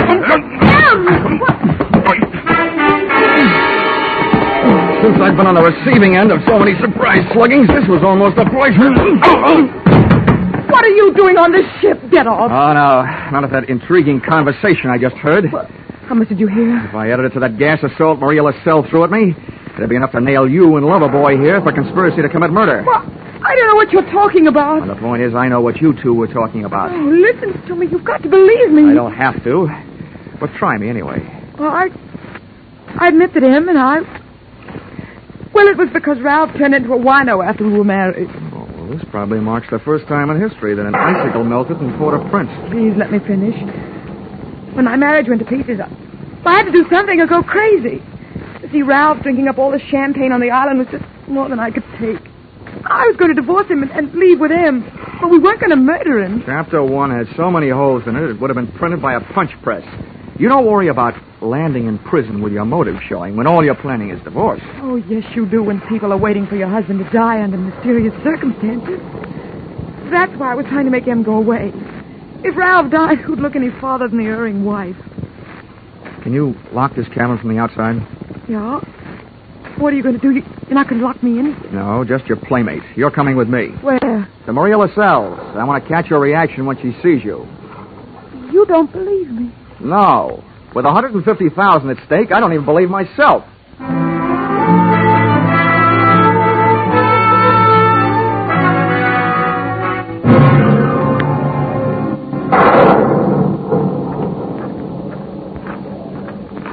There's her shack. Go ahead. Go on in. Come to the door of Maria. Are you, woman? Well, Mr. Dollar, are you satisfied? Not quite. And you who don't believe, why are you here? You wish again to see the power of my smoke? Let's drop the act, Maria. I know what you threw into the fire. It was my Booker smoke. Yeah, well, a good man from the police laboratory can sift enough out of those ashes to know it was film. What is this you say? I say that I've got enough on you, you old fake, to put you in the local pokey. Who dares to speak this to Maria? And that's where you're going to go if you don't cooperate. That's the promise. What is it you want? Did somebody put you up to this cursed business that Ralph Gordon is supposed to be under? Well, a man of your age. Who was it? I do not know. Now go. That is all. It's not enough. What was his name? I don't know the name. What did he look like then? My eyes are closed. Nuts. Come on. No, Taking you into town, I'm going to drag you by the hair. No, don't touch me. I will tell you how it is. It is true. I do not know the name or the face. He come to me. He asks me when comes the next rain and wind. I tell him last night. But it is tonight. The storm comes with this heat. He tell me he needs storm to close portholes in the ship. Huh? He say, if I bring this curse, I will be the best Hugan on Haiti because it kill white man. That is difficult. That is all. Now you go. How about the film for the fire? Did he give it to you? This is true. Not long before you come. Well, get rid of it, Granny, before you lose your license to operate. Now, you go. Maria will be alone. Papa, Lega. Okay, Mrs. Gordon. Let's not stay for the music. Did you make head or tail out of what she said? Hey, look. What goes into your husband's cabin? Nothing but food and wine. Mostly wine. Well, who fixes his meals? I do. Our cook lets us. Well, what about the wine? Huh? Where does it come from? You said it was champagne, didn't you? Yeah. It always comes from the same place. Liquor shop in town, a case at a time. Oh, nothing makes any sense. What are you going to do? All I can do. Try every angle. But that's not all I'm going to try in that liquor shop.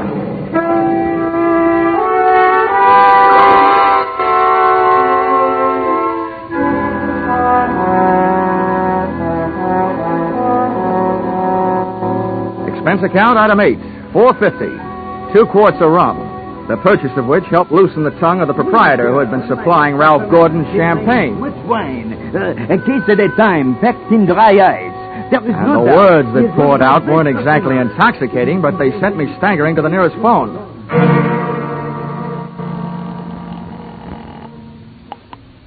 Yes, hello? Hello, Dr. Gordon, this is Dollar. Good heavens, Dollar, I've been wondering about you. What have you learned? First, tell me this. What would happen to a man if he was in a ship's cabin on a stormy night with all the portholes closed and there was a lot of dry ice in there with him? What? What was that? A small room, no ventilation, a lot of dry ice. A lush may be passed out. What would happen? Good Lord, dry ice is solidified carbon dioxide. If enough of it evaporated into the room... The lush would not be bothered by a hangover the next morning because he wouldn't wake up, right? Exactly. The gas, although not toxic, would force the oxygen from the atmosphere, and the result would be asphyxia. What are you getting at, Dollar? That curse your brother is suffering from is very scientific. The champagne he's been getting has been chilled by dry ice, about 5 pounds per case. And 1 case went out to the yacht just before the storm broke. Good Lord. Well, it may be just coincidence, but Ralph's wife and that bosun... Yeah, I know. For a bosun, he'd make a very good chemist. Well, send for a pull motor, will you? If it's too late for your brother, maybe I can use it.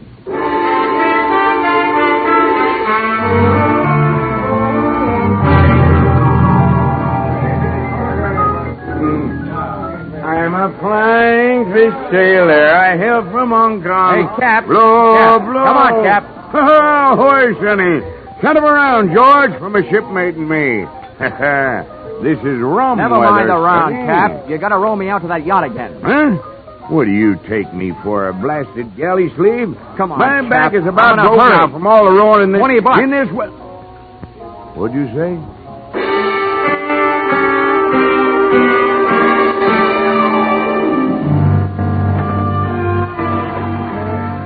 I didn't think it could rain any harder than it had, but it did. We would have been drier swimming. And the visibility was so bad, I would have had to have a seeing eye sealed to find the ship. But about 20 minutes out, Cap spotted a riding light. Here she lies, Sonny. We were on target. But so was somebody else. The searchlight stabbed out at us. Hey. This sounds like Prohibition days. Who's giving us a broadside? I can't tell yet. I'll lay a pelican hood over his head if I get my hands on him. Hey, Cap, what's the matter? Got my left leg. Cap, get down to the bottom. Yeah. I'm going over the side. To me, swimming is a pastime to be practiced only under ideal circumstances, in a pool, and preferably in the company of a well-filled bikini suit. But there was nothing to do but swim, so I swam. I tried to remember how many shots had been fired, and that's where I made my mistake. There was a lull in the shooting, which I took to mean the gun was empty. I put my head down in the best Weissmuller style and thrashed my way to the ladder. But when I got there, the first thing I saw after I'd shaken the water out of my eyes was the muzzle of a rifle. The face looking down the barrel at me belonged to Brother Thomas Gordon, M.D. Sorry, Dollar. Killing you wasn't in my plan. But now it'll have to be done. I wasn't surprised at that, but I was surprised at what happened. I was waiting for a bullet to come my way, but instead the doctor did. Are you all right, Dollar? Yeah, I am. Something wrong with the Turkish towel will cure. I'll thank you later for spoiling his aim. Get a hook on the doctor. He's our prize fish. Don't let him get away. I grabbed a fire axe out of its case on my way to Ralph Gordon's cabin. If it needed ventilating, I knew one quick way to do it.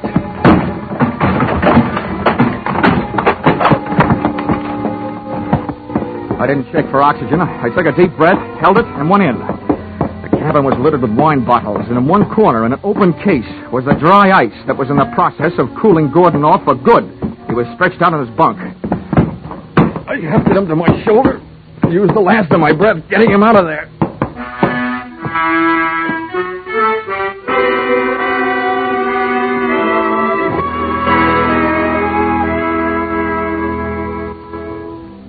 Expense account, item 9, $30. Cover charge at a hospital where I put the revived Gordon under the care of a doctor, not his brother, who happened to be resting in a jail cell at the time. His motive hadn't been the insurance money. He figured to gain quite a chunk as the only heir to the Gordon fortune, if he could have taken care of Brother Ralph. Item 10, same as item 9. Same hospital where they patched up Cap Regan. Item 11, $148.70. Return trip to Hartford. And expense account item 12, $40. An ounce of voodoo perfume for the lovely, but sometimes chilly, Edwina. Maybe if she tries that kind of magic on her husband, he'll spend less time with a bottle joy and more with her kind. Expense account total, $424.70. Signed, yours, truly, Johnny Dollar.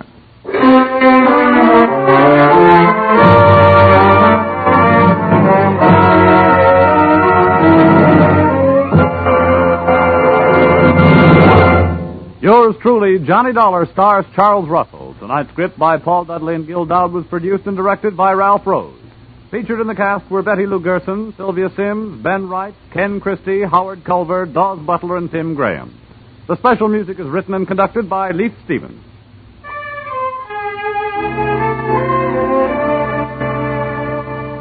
Be sure to be with us at the same time next week when another unusual expense account is handed in by Johnny Dollar.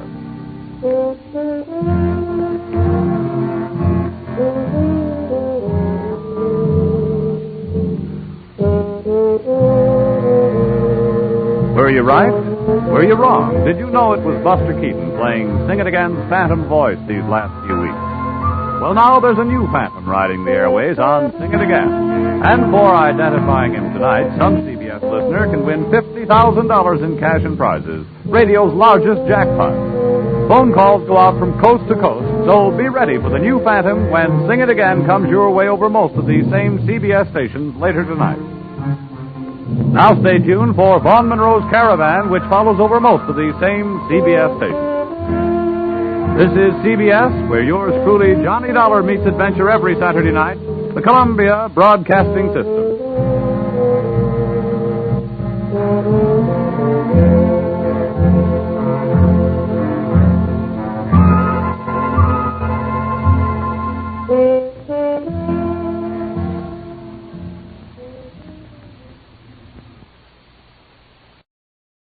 Welcome back.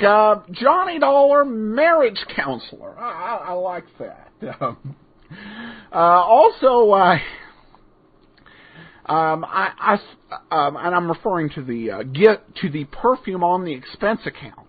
I guess that's an arguable long-term expense of the insurance company. Keep the guy alive longer and paying his premiums. By the way, the sea captain who kept throwing him out sounded a lot like Harry Morgan. But Morgan was not credited in the cast, so I guess not. This was, in terms of the scientific thought that went behind the episode, this was really well done. I thought the plot of the murder was very clever. The dry ice killing. I thought that. I also thought that the knowledge used behind the voodoo was, in terms of that being the result of the chemicals from the photos, was pretty good as well. Well, this will wrap up Charles Russell, and he always approached these moments kind of bittersweet. On one hand, I'm sorry we don't have any more Charles Russell episodes unless we have a lost episode show up, and there's certainly some of those that could come up. But you're going to enjoy the Edmund O'Brien series that we're going to start bringing you on Friday. It's yours truly, Johnny Dollar, but it's a different spin on the character. Really a very good reinvention. And one of the tougher characters in the world of hard-boiled fiction on the radio. We're going to meet Edmund O'Brien's Johnny Dollar next Friday. All right, well, I want to say a special thank you to Lise, who went ahead and sent us a very nice tip, and I've sent her access to our premium site for a year, which we do for all donations of $7 or more. Lise writes in, thanks for the great show, Adam. I think it's gotten even better since you started. I listen every day without fail. Thank you, Lise. Richard Carding writes over on Facebook. Hi, Adam. I hope this is the right way to do this, but I just had a question for you. I happened to listen to the last Jeff Regan and heard the name Betty Lou Gerson and thought I'd heard it before. Then, lo and behold, I listened to Johnny Dollar, and she was in that one, too. Can you tell us a bit more about her, please? Keep up the good work. Facebook is a perfectly great question to post great place to post your questions. And I'd love to tell you about Betty Lou Gerson. Gerson was a voice actress, character actress, kind of like Virginia Gregg. The big difference with Gerson is she never had the big starring role. When we talk about Virginia Gregg, we can point to and say she did a lot of voices, but she starred regularly as Richard Diamond's girlfriend, as Johnny Dollar's girlfriend during the last couple seasons. She was the second actress to play Brooksy on Let George Do It. So we've got some starring roles to point to. Betty Lou Gerson didn't really have that. She spent 31 years as a voice actress from 1935 to 1966 and appeared in a lot of shows. I guess if there was a main role for her, it was on Mr. President, the radio show, where she was the president's secretary. The show, Mr. President, was actually about all of the presidents of the United States. And the president was played by Edward Arnold, and it was stories from all of their lives and history. So that was probably her big role in radio. However, what she is best known for is her role in animation. If you've seen 101 Dalmatians, you've heard Betty Lou Gerson. She did the voice of Cruella de Vil in that movie, and so she's been heard millions of times. But Betty Lou Gerson was Cruella de Vil, and she retired actually in 1966 at age 52. And continued to use her voice until permanent retirement. It's almost kind of sad. She used it in an answering service. However, in 1997, she was actually brought out of retirement after Disney honored her as a Disney legend in 1966. And she did the voice of Frances the Fish in Cats Don't Dance, which was her final role before, and then she passed away in 1999 at age 85. So that's Betty Lou Gerson, and thanks for the question. It worked out really good because she was in this week's episode of Johnny Dollar as well. All right, and I uncovered yet another detective series. It's somewhat remarkable, but I keep thinking I've identified all the old-time radio detective series, and then I just found another one. This one is called Pursuit. I posted that on Facebook, and Shannon says, cool, put it in the rotation, dude. Well, I'll take that as a recommendation. We have got a lot of shows to listen to yet. I did listen to one and decide to use it. Leonidas Witherall, we're definitely going to go ahead with that. That one was kind of funny, a nice little a comedy detective story, about 7 episodes, so we'll work that in somewhere. And for those of you who have the app or have our premium site, you can go ahead and check out an episode of Leonidas Witherall from 1944. We'll also do Mr. Chameleon, so we'll add those to our yes list. A pretty interesting short series.